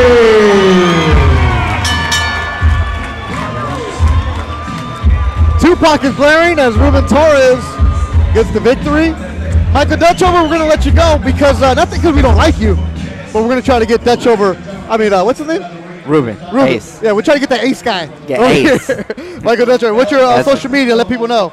Follow me on Instagram, MDutchoverBox, Facebook, Michael Dutchover, Twitter, MDutchoverBox, and, God bless everybody. All right, Mike, let's try to get Ruben Torres over here. Doug, Thank you, Doug. I'll let you answer this one. Alex Bell writes, 8-0, take the next step up, level up in competition. 2-6 fighters not going to cut it. Yeah, you got to look at his age. You got to look at he just turned 21. He didn't have an extensive amateur background, and this was just his 8th pro bout. And Elliot Brown he had a difficult style. He wasn't like some slow, plodding journeyman. He's a guy who had a lot of athleticism, a lot of speed, and he was cagey in there. And there's a learning process before you step up to the next level. But I don't think it'll take long. I think maybe in his very next bout, you'll see somebody with more fights and a better record. Yeah, our main event coming up next, Mario Hernandez, Luis Saavedra, El Siete, pónganse listos, todos de San Luis Potosí. And I think people need to remember also, there's a reason they're fighting 4 rounds. Yes, it's the 4-round level. This is a club show, people. It's these guys are young. These aren't multiple-time national amateur champions or Olympians. These guys aren't world amateur champions. They need to be developed a little bit slower than like a Vasily Lomachenko. And you also need to go to the Derby Room in Norco. Absolutely. Over 40 TVs, 10 beers on tap, on track, OTB, right? Let's go. Bet the ponies. You had me at 10 beers on tap. Alex Bell says, I get it. Not bashing him. Good young fighter. I just want to see more. Well, which one is it then? Boxing fans are impatient. I get what you're saying. Listen, guys. Like a Danny Roman doesn't happen overnight. I guarantee you, in Danny Roman's 8th pro bout, he was in with somebody comparable to an Elliot Brown, and now he's WBA 122-pound title holder. He's getting ready to fight a world title unification bout. Jose Licea, what's happening? Yeah, we're world class. Takes time. You're right. Ace, his mother was a mother, and always bet the Gray Horse. And right now, if you want to bet some Ruben Torres, what's happening? The camera's up here. What's going on, Danny? Good to see you, man. Long time no see. Danny Zamora checking in. Ruben Ace Torres. Talk to me, man. What's going on? All right, so you were controlling this fight. Look, I'm going to go with you right now. I'm going to go where the people are complaining. They're saying you fought a guy who's 2-6, but that it's no competition. Now explain to people that guy was competition. Hey, he was swinging back, wasn't he? Yes, he wasn't dead in there. He wasn't a zombie. He was swinging some hard shots. So he had the guts to get in the ring. So that's an opponent, and that's what they give me. I'm not here picking opponents or anything like that. I gotta handle what's in front of me, and that's all there is to it. But it's also interesting because a guy like that, they give you different angles, different styles that you don't see. I felt like I could have hit this guy. I was surprised that he didn't come back out because it was a little awkward, and I feel like for a 4-rounder, I had to get to work quick, and I was missing a lot of punches, and I feel like I could have done a lot better. I said the same thing. Not that you were missing punches, because I thought you were landing your punches, and I think you got a beautiful jab. I love how you jab to the body. You could have dominated this fight with your left stick alone. Yes, sir. But he actually had a decent, towards the end of the second round, he caught you with the right hand. Yeah, he was did. very dangerous, and he blocked very well on the everything ropes. he was throwing was hard, too, so I was looking for that. I knew he was going to be strong. He was looking for his 2 wins were by knockout, so he has some of a punch. You can tell he's athletic. I mean, he's fast, sure. He's twitchy. I think one of those crosses that you landed may have caught him a little towards the back of the head. He was complaining about double vision, and the corner was smart. They said, okay, you know what? If you're not seeing straight, let's just keep you on the stool, which is admirable. You'll like that. And the reason I bring that up, it was just, look, one guy, but you also understand, and I want to give you a chance to explain what's going on through the process, because people forget that you didn't box for 3 years. It's all coming back to me little by little. Yeah. Like you were too busy playing football. Yeah, I was doing other things. Yeah, just trying to enjoy life, like a typical kid growing up. You don't want to be in the gym all the time, but we grew up, we moved on from that, and we're here today. All right, now the question I have for you. How many times have you fought here at the DoubleTree? Pretty much all 7 out of 8 fights. All right. Yes, sir. You've used Tupac, right? Yeah. All right. Why don't you have it queued up to the more important part? Why do we have to wait for the song to start? I'm not sure. I'm gonna have to talk to the staff for Thompson. There you go. I was waiting right there for a little bit. I was worried about the bright lights in my eyes. I was like, I'm not gonna be able to see my opponent. So that's not you then, right? No. Okay, I'm sorry. I was blaming you. I'm sorry for that. Let's go, Sonny Franco. Come on, get on that. Now, how many more times can you fight this year, you think? As long as we're healthy, we're looking for at least like 4 more fights to end the year. And but it's up to my promoter. We got to talk to them and my manager, see how they see me progressing. And you're getting good work in the gyms? Oh, yes, sir. We're at Legends, and we do all of our sparring out of Legends in Norwalk. The sparring's at Legends, so, and that's like the whole world goes there, right? Pretty much, yeah. You've seen a lot of the big faces in boxing, a lot of them going through there, and it's just like you never know who might pop in. Yeah, well, including faces that are unknown now, but will be known by the end of the year or by 2020. Yourself included. Exactly, no. I love that attitude. There's your camera. Shout out your South Central people. Hey, I shout out all my family, all the Torres boxing family, all my supporters. Anybody who doesn't support, thank you for watching anyways. Shout out to all my sponsors. Thank you. Shout out. Give your social media for your new fans. Hunted Torres. People think it's Honey Torres, but it's Hunted Torres, like a hunted. So wait, HUNNITORRES. You went to college? Yes, sir. Yeah. Hunted Torres. Yes, sir. Say, commission's looking for you. Congratulations. Thank you, man. We'll talk to you soon. Thank you so much, man. Ace Torres. Hey, shout out to all the aces out there. All of a sudden, everybody wants to be an ace. Ace of SoCal, my man. Where's Good, congratulations, Daniel. Good personality on that young man right there. You can see for him what's going on, and he has a bright future. Somebody we saw him, he was green his first couple fights, but you see the work that he's getting here with Thompson Boxing. Right now, our main event is coming up, but before we bring him out, they sat down with the Thompson Boxing cameras before the weigh-in. Training camp went really well. We're excited for this opportunity. We're going to take full advantage of it. We believe we trained the best that we can possibly train for this fight, and we're ready for whatever he brings tomorrow. My opponent is a tough opponent. He likes to come forward. He likes to give an exciting fight, but that's the way I fight as well. We're going to give a good fight to the fans who are going to watch us in the main event, and I'm excited to put on a good show. I'm really thankful and excited for this opportunity. It's not every day you get to headline a main event. We're excited to put on a great show for the fans, and at the end of the day, we're excited for the opportunity, and we're going to put on an excellent show. Yeah, training camp went well. I had no injuries. Got a lot of my main sparring done with Ronnie Rios. Got a lot of other prospects in there. So everything went well. We're going to stick to our game plan and come out with the W. I love the fact that now I'm the main event. I'm going to take advantage of it.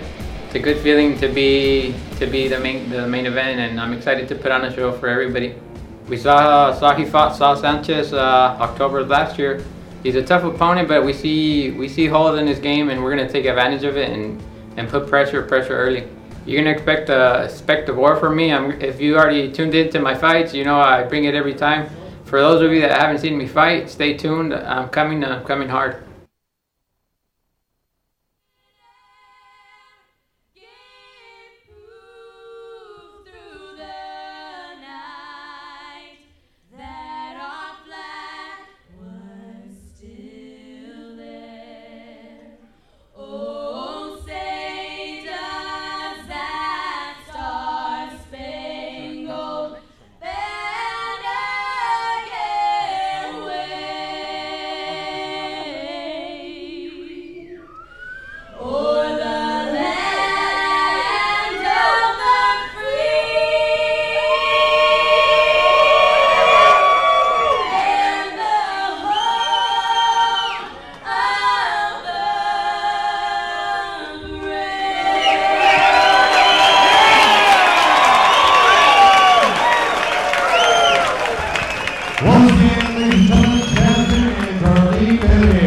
Great job, ladies.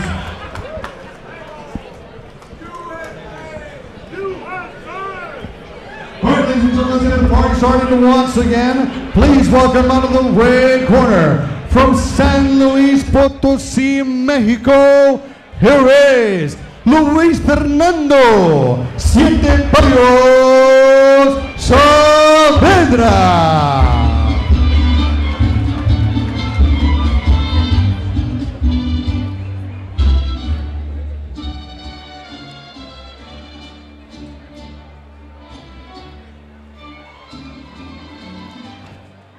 Luis Fernando Saavedra,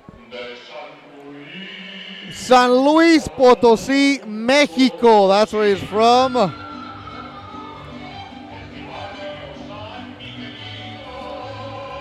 Coming in with a record of 7-6. Y ahí está su 7. Toda la gente en el Facebook esperando el 7, el 7. Ya llegó. Everybody on Facebook, Doug, is watching in San Luis Potosí, where he's from. They call him Siete Barrios because that neighborhood where he's at, there's 7 neighborhoods. I see. That's why everybody's Siete.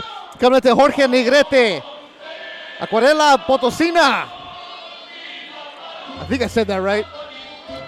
Draped in the Mexican flag. Yes, sir. He's got a little following here. Y saludos a todos los que están en San Luis Potosí.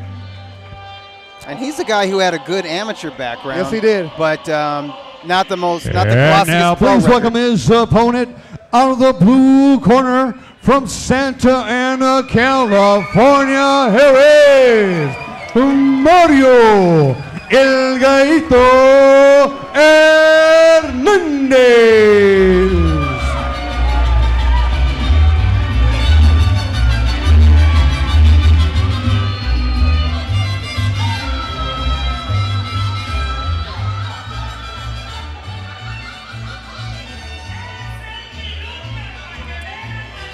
Mario Hernandez coming into Vicente Fernandez's El Jalicense, as he's from Teocaltiche, Jalisco, Mexico.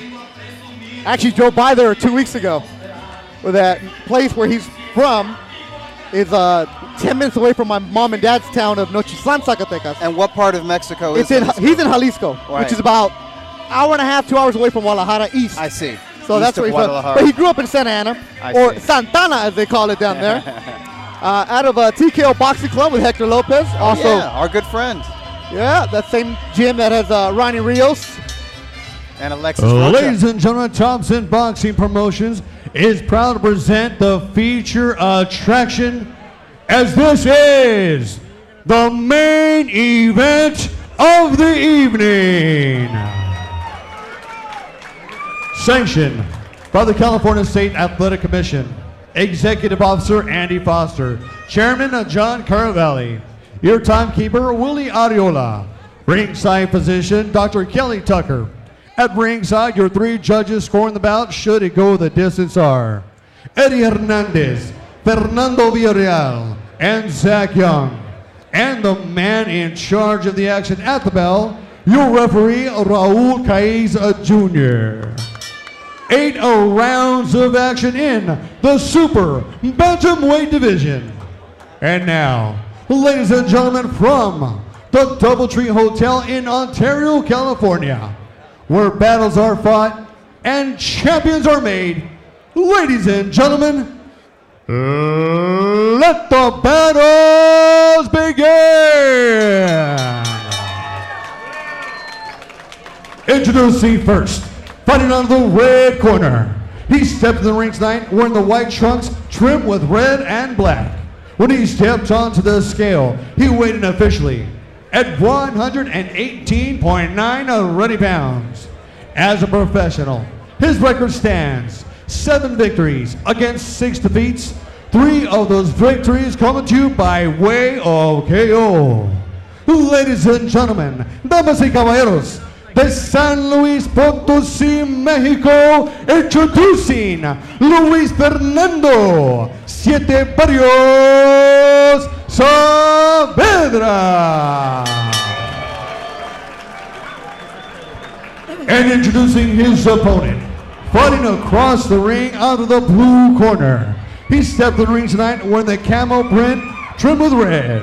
When he stepped onto the scale, he went officially at 118.3 solid pounds. As a professional, he stepped in the ring tonight undefeated. 8 wins with 0 losses with 1 about even. 3 of his victories coming to you by way of KO. Ladies and gentlemen, from Santa Ana, California, introducing Mario El Gallito Hernandez. Once again, your referee in charge, Raul Caiz Jr., to give the final instructions. All right, gentlemen, receive the instructions from the dressing room. Know what I expect. A good, clean fight. Ya recibieron las instrucciones que una pelea limpia. Legal punches, here for you. Legal punches, a ver. Están un poco subidos. Legal punches, golpes legales aquí para touch those guts both. Raul Caiz Jr., the third man in the ring. Let's look at the tail of the tape, Doug Fisher. Yes, Saavedra is 6 years younger at age 22, and he is 3 inches taller. And he has a very slight reach advantage. Should be a good scrap in our main event. The first time that Mario Hernandez in the camouflage trunks is a main event. Saavedra, 22 years old. 118 pounds. Mario Hernandez El Gallito. He's got the black gloves. He's 8-0-1, 3 stoppages. Saavedra 7-6, 3 KOs. Not much power expected in this one, but these guys trade. They'll stand in with each other. Should be a fun fight. Yeah, they're very confident boxers. And on our Facebook, everybody in San Luis Potosí says that after every round they need to drink a beer or a shot. Saavedra looks like he's in good shape, huh? I'm just looking at his physique. Yep. 22 years old. And he had time to prepare for this fight, which he doesn't always have. No, he's usually have gloves, will travel kind of guy. Yeah. Actually had 8 weeks of training camp for this one. Trained by his dad, Fernando Saavedra. Oh, up Hernandez with the left. That's a knockdown. Yes, it is. Hernandez was open. Hit the canvas here. It's the first time in his career he's gone down. See how he reacts.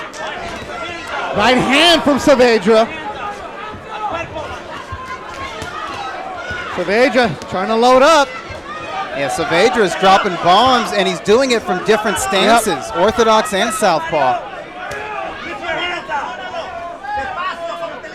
Second time fighting on a Thompson card at Saavedra. Now, the last time was last October. Yep. And that was against Saul Sanchez. Yep, they went at it pretty good. Yeah, was that a close fight? It was a close fight. Saul Sanchez won unanimous, but Saavedra came to scrap that night. It was Sal's toughest fight. And Sal, that was also one where Sal broke his pinky during that fight. Yeah, and Sanchez was 10-0. Yep. Yeah, so he was a prospect. Saavedra loading up. You hear Hector saying, keep your hands up to his fighter, Mario Hernandez, El Gallito. Got dropped early in the round. Yeah, Hernandez has got to get that jab going, and Hernandez, to be effective, he's got to get in close. He cannot be at arm's length. He cannot be from a distance or mid-range. He will get clipped every time. And he's getting hit with that left. Now he gets hit with the right. The right hook. That left is wide open, isn't it, Doug? Solid round para el 7. Fernando Cerveda.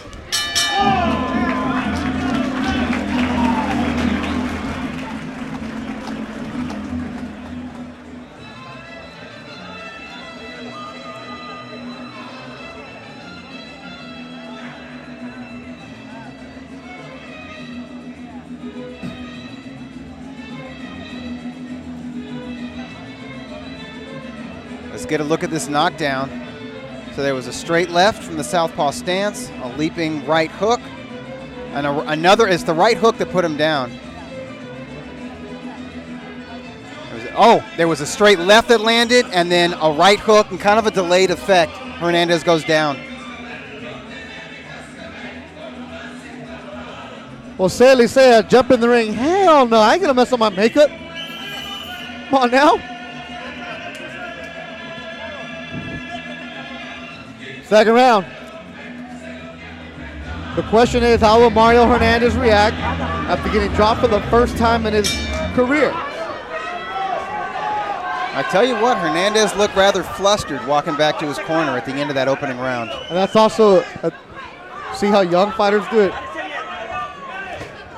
Doug, Hector Salcedo Vega says, do fighters get 8 rounds fights based off of experience? How does that happen? Yeah, it's experience.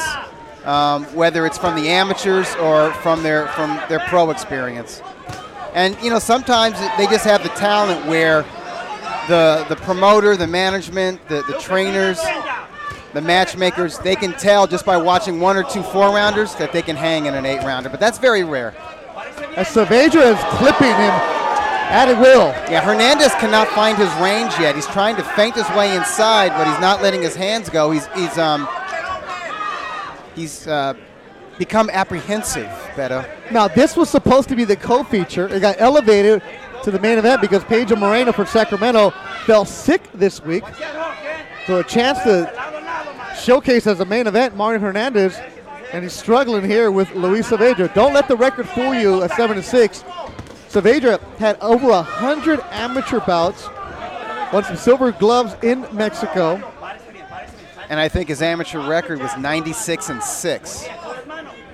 Jose Licea points out maybe the height's giving Hernandez some problems too. Absolutely, the height and the reach of Saavedra.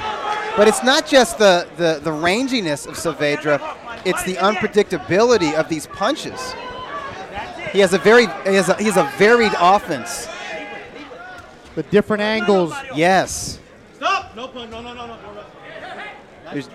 He's punching from different angles, from different stances, and he's constantly changing and switching it up. And he's got good timing, too. Now, Hernandez's 3 stoppages have been TKOs, where the referee jumped in. It was never big one-hitter quitter. He doesn't have that kind of power. Now, Hernandez looks like one of those fire plugs that's got to get in there and outwork you and wear guys down. That's exactly it, and he's bleeding from the mouth now. And he doesn't have that game going right now. He's not in his rhythm.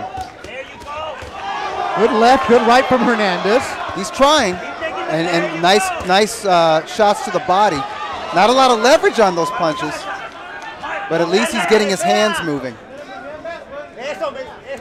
Because I get the feeling that Hernandez is more effective coming forward, and I think he landed a right hand. Yes, he did. That momentarily stunned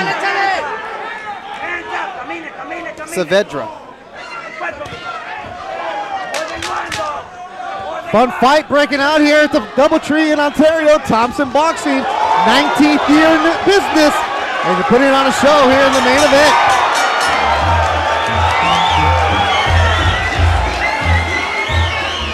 What up, Nacho Zuniga? True Boxing. Got to be a dog in this one. Nacho actually picked Mario Hernandez, and he's making me look bad. Look at replays here, Dougie. That was a hell of a round 2. And Hernandez is having some success here, backing Saavedra to the ropes. Hernandez is way more effective when he's letting his hands go and coming forward, even though he still continues to catch flush shots from Saavedra. And the referee has something to say? Yeah, Caiz Jr. comes in. You see them working on the bridge of the nose of Mario Hernandez. He said that cut, result of a punch. Yeah, I haven't seen a lot of head clashes. Jimmy Rosner watching in Toronto, eh? What's happening? Jimmy, I read a story today in the New York Times. In Toronto, get this, Doug, if you want to play hockey, recreational for grown-up, if you're a goalie, they pay you $50. There's an app in Toronto that has guys that are goalies, because it's hard to find a goalie. I see. Where you can go on this app and they find you, and you guys play 3-4 games a night. That's how popular hockey is. Oh! He's hurt. Yeah, that buzzed Hernandez. Yes, that was a big right hand. That cracked him. Hernandez needs to cover up, and he's trying to hold on. And Saavedra is loading up el 7. Se mira fuerte. All of these power punches that are hurting Hernandez, they're landing from mid-range and from a distance, from arm's length. I think it would behoove Hernandez to get inside and just smother Saavedra. And Saavedra is starting to load up and tee off. And Hernandez keeping his hands low. Yeah, Hernandez needs to work the body, and even those punches that straight low, just keep them coming. I can hear Hector Lopez across from us telling his fighter Hernandez, go to the body, get close. His fighter's not listening though. Yeah, but that's good advice from Hector Lopez.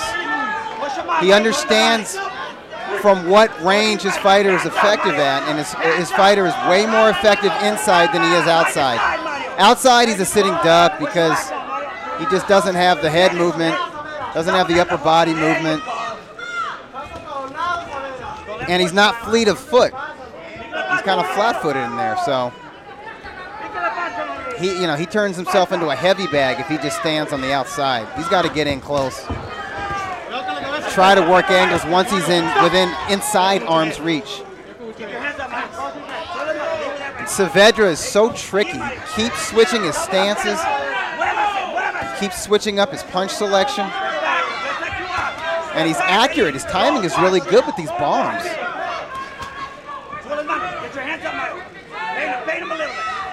Estás perro, 7. Yes, he is. He's coming tough. I tell you what, Hernandez is lucky Saavedra isn't working a jab. Not at all. And this is the kind of fight that he had with Sal Sanchez back in October. Willing to trade the big bombs. So he must be feeling really confident in his power, Saavedra. Well, I think that's a mistake that Saavedra is making. He can box him, right? Yeah.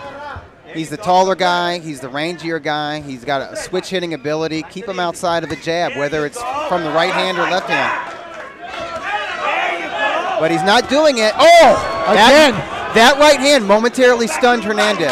Hernandez showing that he can take a punch as he gets stunned twice here in the 3rd round. Another solid one for Luis Saavedra in Ontario.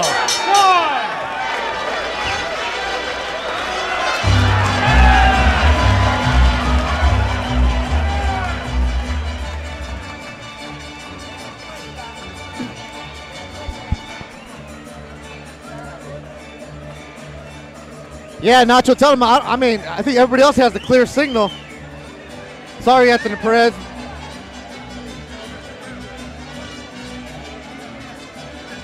Hernandez trying to get his offense going, but he runs into a right hand, momentarily stuns him. And Saavedra's very smart. He follows up with hooks and crosses. Saavedra landing the right, and there was an uppercut on the inside. Some excellent exchanges in round 2 and 3. Hector Vega, how was the trash talk in the Chatos game in Mexico when I went? Dude, go watch any sporting event in Mexico. Boxing there, amazing. Doug's actually called the fight in Aguascalientes. No joke. But baseball games, yeah. I mean, they don't stop serving beer. What do you think? Miguel Cubo is the favorite heavyweight. Esto 7 is dominando, 7 is controlling this fight. So as you're wondering, like, okay, this guy's record is 7-6. It's misleading, Doug. In Mexico, he lost twice. Then he comes to the United States with a record of 7-2. He loses to Brandon Figueroa. Right, who's like knocking on the door to contender status, but he was pesky in that fight. Yeah. He loses to Christian Carto. Loses to Antonio Vargas. Loses to Sal Sanchez. All 4 of those fighters, they go to the distance. All 4 of them undefeated. Yes. Yeah. So the record for Saavedra, you got to be real careful. Let's put it this way. Saavedra has been boxing a lot longer than Hernandez, who had a late start to boxing, didn't turn pro until he was 26. And he had that amateur background, and he's fought much tougher competition than Hernandez. And quality of opposition matters in boxing.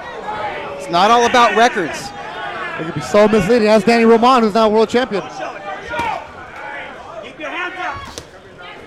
You hear the instructions. That's Hector Lopez saying, keep your hands up.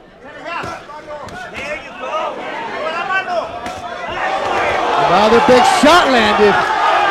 Hernandez has had some success with the lead right hand. It's been the best punch to get some momentum and allow him to step forward. Hernandez, 27 years old. Saavedra in white, 22 years old. Hernandez came to the sport of boxing late. Started boxing at the age of 21. He walked into Hector's gym at TKO to work out. They realized, hey, you weigh 115, we could get you some fights. I'm starting to see a mouse develop under the right eye of Hernandez. That's from the left hands. That Saavedra lands from the southpaw stance. Saavedra showing some nice head movement, nice upper body movement as he steps forward. Good right hand from Hernandez. I told you, that lead right hand from Hernandez is best punch, and whenever he lands it, it gives him the opportunity to press the advantage and come forward. That's what he has to do, and he needs to stay on the inside. Hernandez having a solid round, probably his best one so far. And he eats a huge right hand off the ropes from Saavedra. Saavedra remains dangerous because of that switch hitting ability. Saavedra's corner right next to it just told him, don't get too confident. 4th round winding down, a good one breaking out between Saavedra and Hernandez. Double tree in Ontario. There you go. Keep it coming, fellas.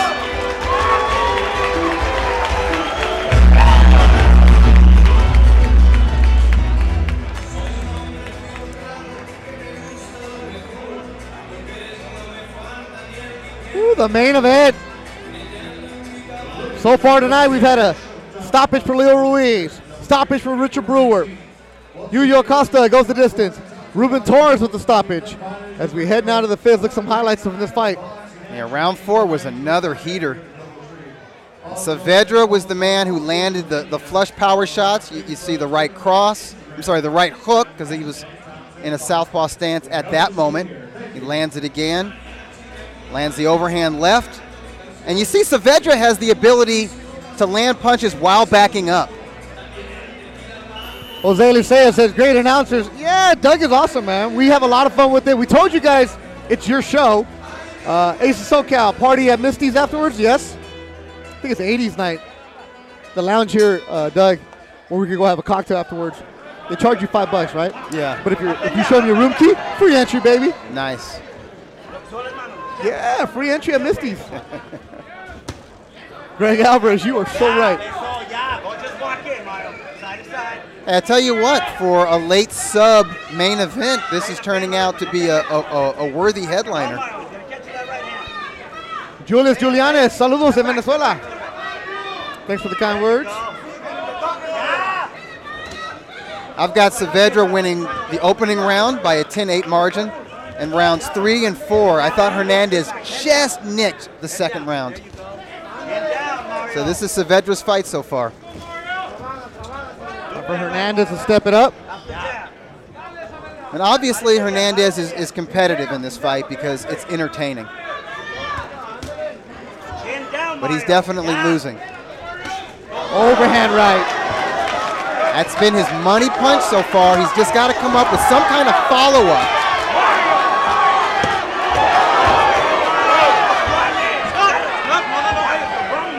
Mario Luna, you said, bring the brawl to us. You're right. This is starting to become a brawl. Hector Vera, what up in Houston, Texas? Get ready to loop it. Keep looping it.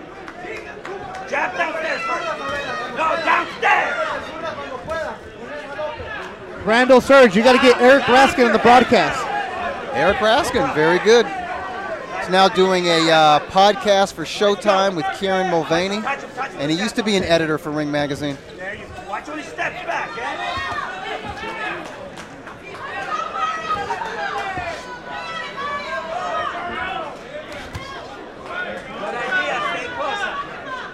It's 85. No way, because that's Dubai. Mentiras.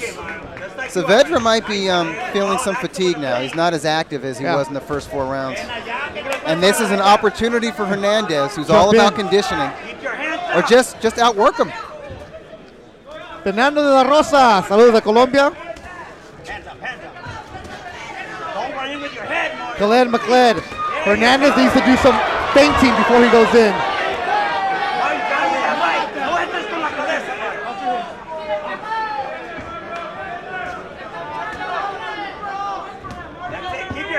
Yeah, Saavedra hasn't done much in this round. I think this one could be up for grabs at the end. I've got Hernandez winning it so far. He's landed the more effective punches. He's had more moments. 10 seconds to go in the 5th.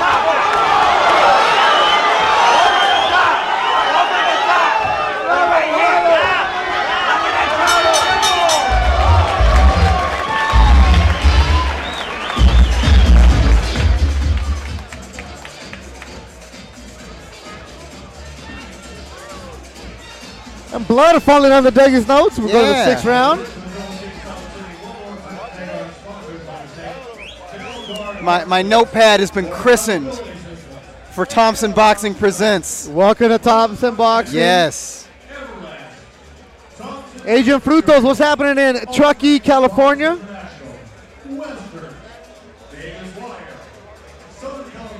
Hector Lopez. He's a big Patriots fan. He has the New England Patriots cap on. He ain't worried about that right now. His young fighter, Martin Hernandez, is down on Doug's unofficial scorecard. Yeah, Hernandez working the body, working a jab, keeping Saavedra's back against the ropes. In other words, fighting to his style.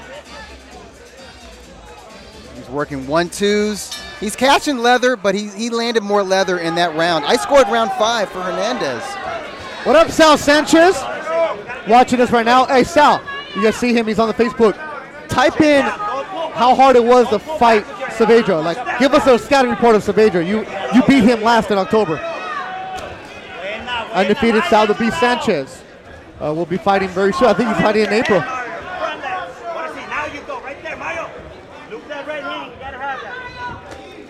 Gabriel Quiñones, saludos. Hernandez needs to be a lot quicker with that jab. He's jabbing to the body, but he's not really snapping it. He's not being quick with it. He's leaving himself open to be counterpunched. And Saavedra's proven to be a pretty darn good counterpuncher. Alex Quijas, 619, checking in. Saavedra picking it up now. San Luis Potosí really enjoying their guy. Oh, you see what I'm saying? He got hit with that left. And you hear Hector, keep your hands up. Yeah, Hernandez is dropping his hands more, and he drops his hands when he jabs, and when he throws that right to the body. Like that? Yep. And he gets hit again. Sal Sanchez, tight. About Saavedra. He's tough. I see that. Sal, we know that. I think he's more than tough. I think he's crafty. Yeah, Sal, you don't talk and you don't type either, do you? I think he's very intelligent in there. Hey Sal, does Saavedra have power? Because you guys went back and forth for 8 rounds. Does he have a lot of power? Work, baby, work. Hernandez needs to be working the body on the inside, both hands. Hands out. He's doing none of that. And when he's in mid-range, when he's in front of Saavedra, he's got to have his hands up.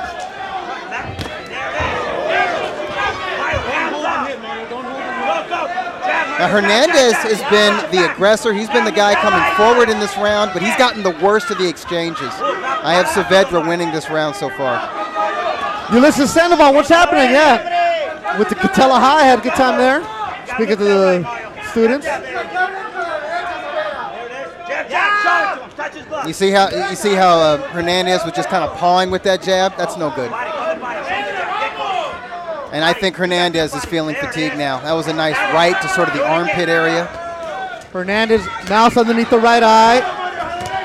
This round, he's had his mouth wide open, Hernandez. Ooh. Some blood from the mouth of Saavedra. Yeah. Big old snot coming out. Was that from the nose or the mouth? His back was to it, so I couldn't see, but I sure saw, we saw saw the blood, yeah. We got a brand new canvas, Saavedra christening it.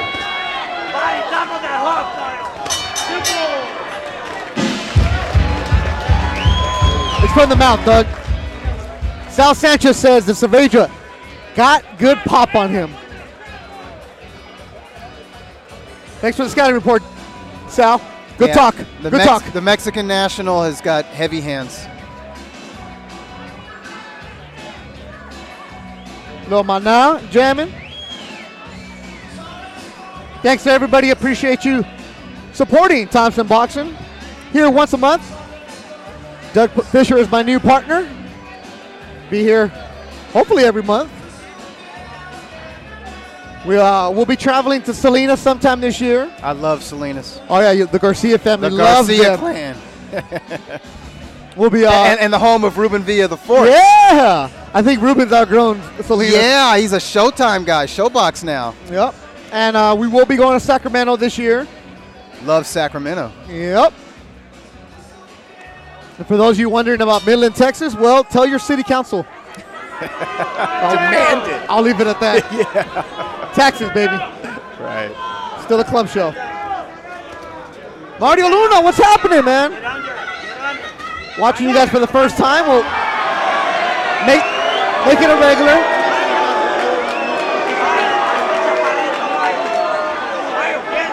Appreciate the kind words, Mario Luna. Always easy when Doug Fisher, the editor-in-chief of Ring Magazine, is here.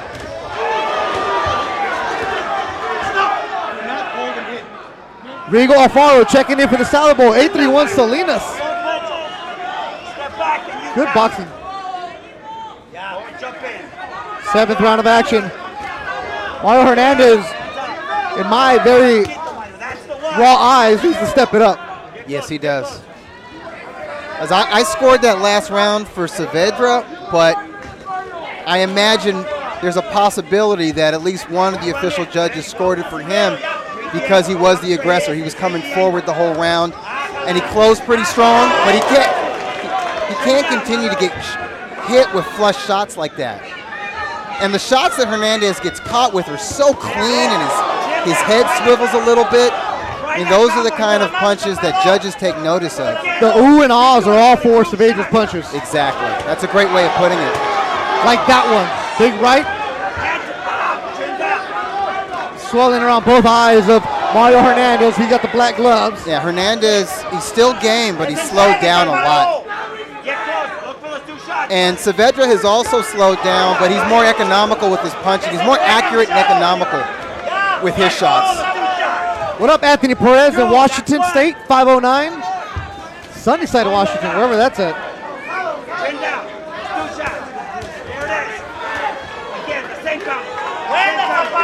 Less than a minute to go in the 7th. That voice you hear faintly, that's Hector Lopez, the trainer for Mario Hernandez. Hernandez went down in the first, been playing catch-up the entire time. Lead right for Siete Barrios.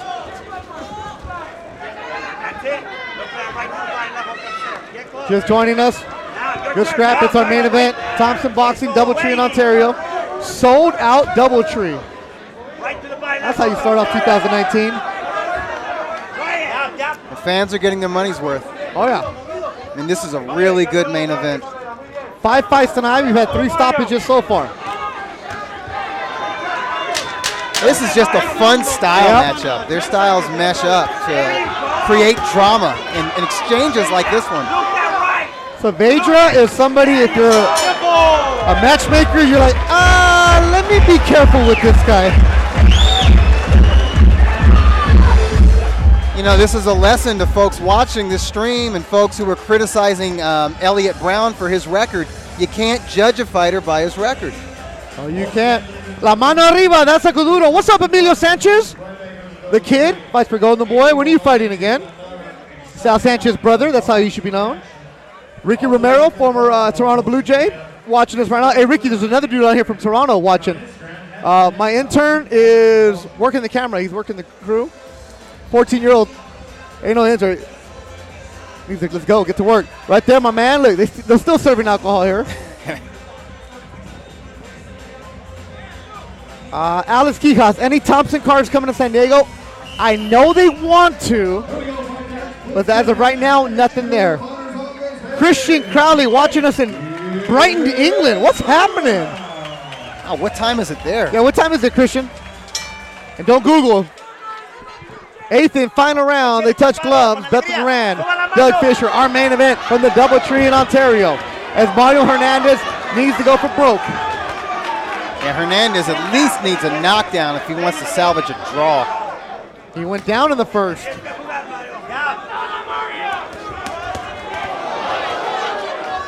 Hernandez. He's got the red boots.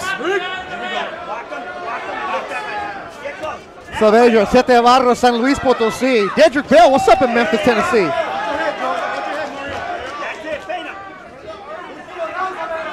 Hernandez has to go for broke.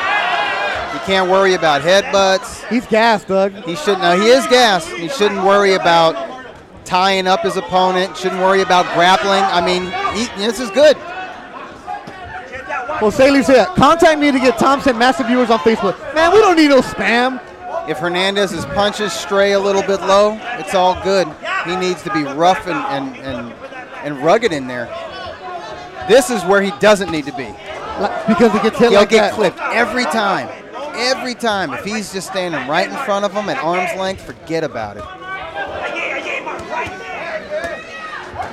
Genaro Guerrero, right now Santana struggling, bro. Justin Perez, Midland, Texas, Dutchover. He was on the broadcast earlier, man. Dig deep with that right hand, Mario. I'll tell you what, Hernandez has a lot of guts. He's got a lot of character in there.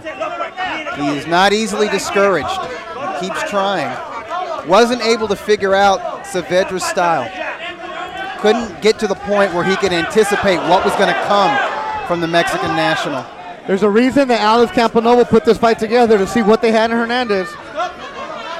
Jose Lucia, contact Alex Campanovo regarding anything. Oh! That right hand swiveled the head of Hernandez. Blood was spat out of the mouth. Hernandez still in there winging punches. Still trying to work the body. Not a lot of leverage on them, though. A lot of heart. But this is what he needs to do. He needs to swarm Saavedra. 30 seconds more, you gotta go, baby. Saavedra closing this fight strong. Hernandez, a lot of heart. Yeah, Hernandez can't outbox or outpunch Saavedra. He's got to try to outwork him. It's his only chance to win a round. And the fight is winding down. A nice right hand landed by Hernandez. John VR watching in the Philippines. What's happening? Both guys giving it their all, emptying the tank, just letting it all hang out. I love it. And so does this crowd. And that'll do it. They go the distance. Fun fight. Mario Hernandez a lot of heart, but Luis Saavedra won the crowd, Doug. He's not from here. He deserves it, though. He deserves the crowd's adulation. That's the thing. A guy nobody knows shows up, puts on a show, and you want to see him again.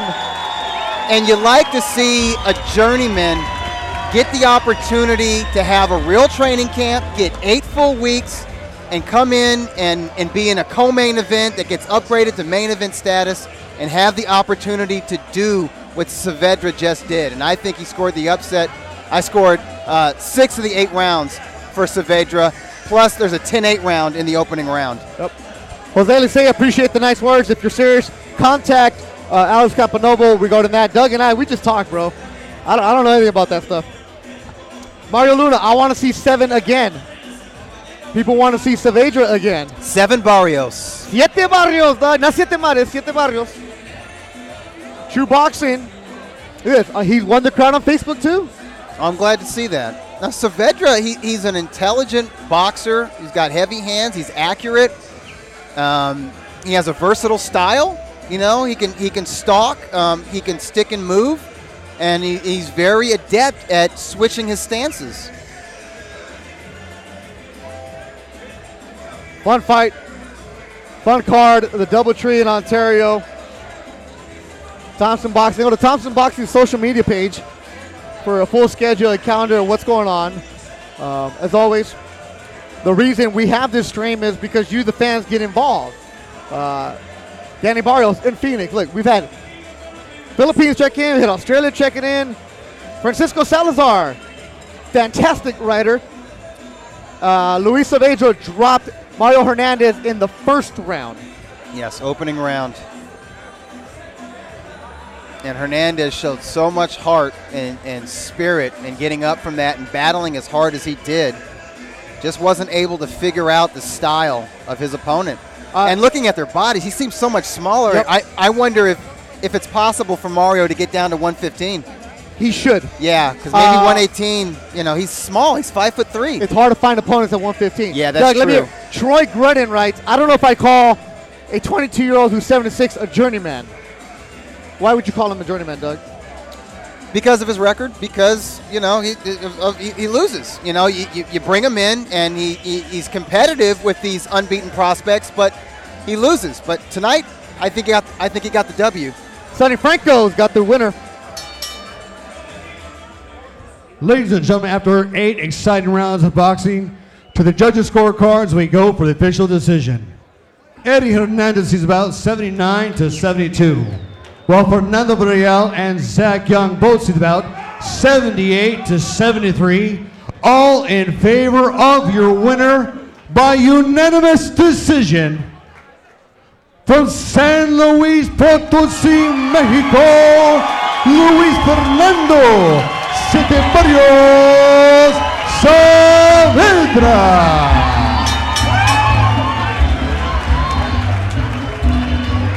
Luis Hernandez improves to 8-6, goes the distance, and he hands Mario Hernandez his first defeat. Congratulations to Saavedra as he goes back to San Luis Potosí.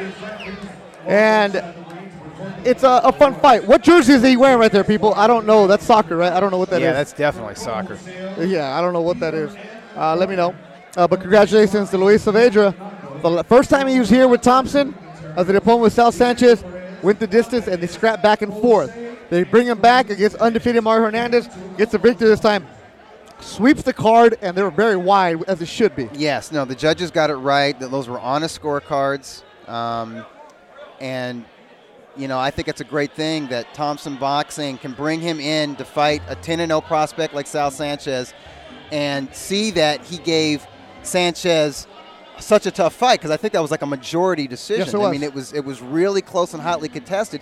They recognized his ability and his potential, and they bring him back against another unbeaten prospect to test him, because Thompson Boxing really wants to know what they're working with, and they don't want to cheat the fans. They know that guys like Saavedra make for very good fights. And the jersey that he's wearing, Doug, is Atlético San Luis, where he's from, the soccer team. So that's there. the local club. So, gracias a todos los que me están mirando en México. Saludos a todos en San Luis Potosí, as Luis Saavedra goes back with the victory. Thanks as always to you interacting with us on Facebook. Do you have fun today? I always have a great time. Yeah, but it's different, right? It is different. It's fun. It's I the way told it you is. it's good. Yeah, no, and I like the interactiveness, and our next stream, ask me anything, people. Yeah, go let's for talk it. boxing, because Yeah, it's going to be a busy 2019. Yeah, so let's recap tonight. Leo Ruiz making his Thompson Boxing debut, gets the second round KO Richard Brewart, a second-round KO. I'm really impressed with that guy. You really like him, huh? Yes. And you actually go to the Thompson Boxing social media page. Early KO of the year candidate, folks. And you'll check out the knockout that Richard Brewart had. Wow. And Julio Julian has posted it also. George Acosta goes to decision. Ruben Torres, a second-round stoppage. He's now 8-0 with 7 KOs. And Luis Saavedra pulls off the upset. Hands Mario Hernandez his first defeat. So for everybody involved, I appreciate you guys watching. California sitting right next to me. Alex Campanovo, the entire crew, the kids working behind the scenes on the camera. There's only 4 of us working. Like, I think 2 guys here, or maybe 5. And it looks this damn good. And I'm not saying that because they pay me, but it looks this damn good. Appreciate you guys as always. Thanks for sharing. And if you missed anything, go to Thompson Boxing YouTube. They'll have the fights up there. So for Alex Campanovo and the one and only Ken Thompson, the founder of Thompson Boxing, and for my partner Doug Fisher, I'm Beto Duran saying thank you for watching Thompson Boxing. Good night.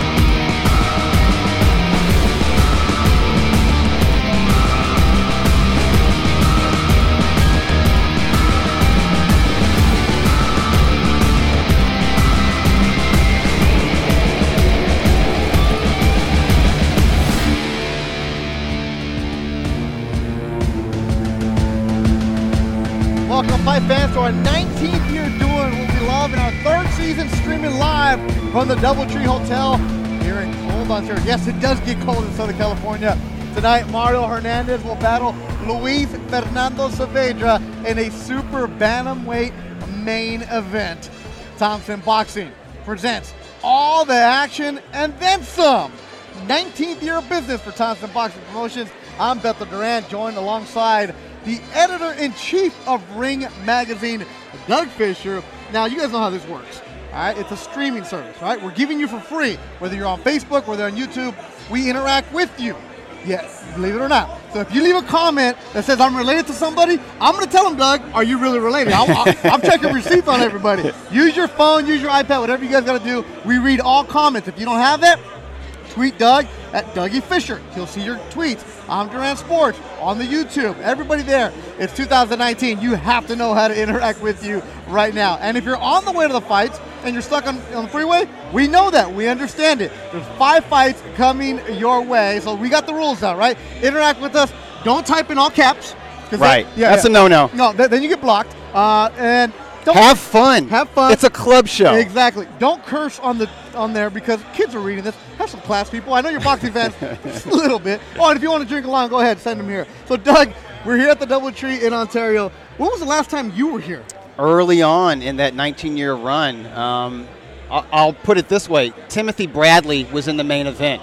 Timothy Bradley? Yeah, I think it was 2006. Okay. Wow. And he was still a prospect, and this is before streaming was as prevalent as it is now. So club shows like this, they were what we call in the dark.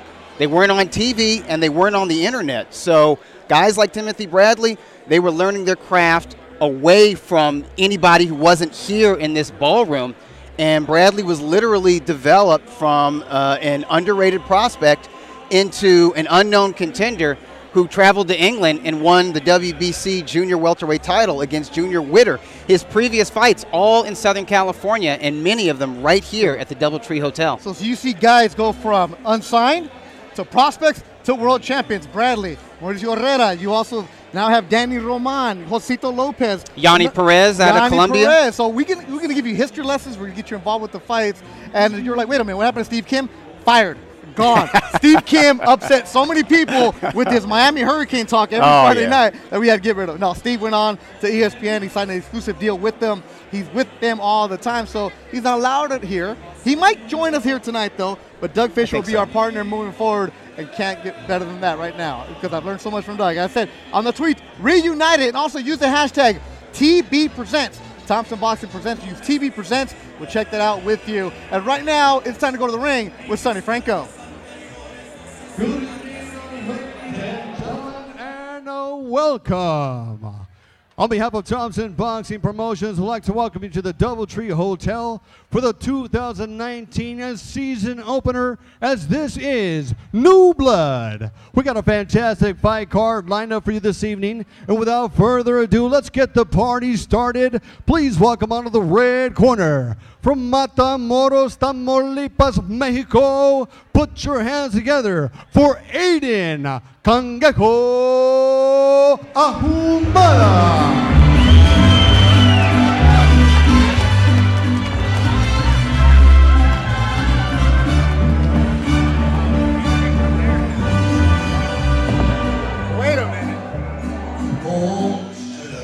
Wait a minute. I know it's our first show of 2019, but is there like a new ring entrance? They're coming straight down the middle of the crowd. It used to be from like a corner dungeon. Now look at this, right down with the fans. Yeah, more fan interaction. Oh, he's coming in with the song that Canelo Alvarez uses it. All right, so 5 fights coming your way. This is Adan Ahumada Cangrejo out of Matamoros, Mexico. Weighing in 154.4. Seen him a couple times. This dude is tough. Yes. Awkward. Yeah. Tough and awkward and game. His opponent out of the blue corner from San Bernardino, California, here is Leo Ruiz.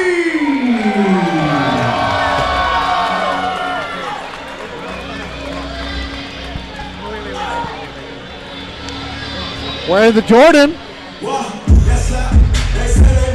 Leo Ruiz.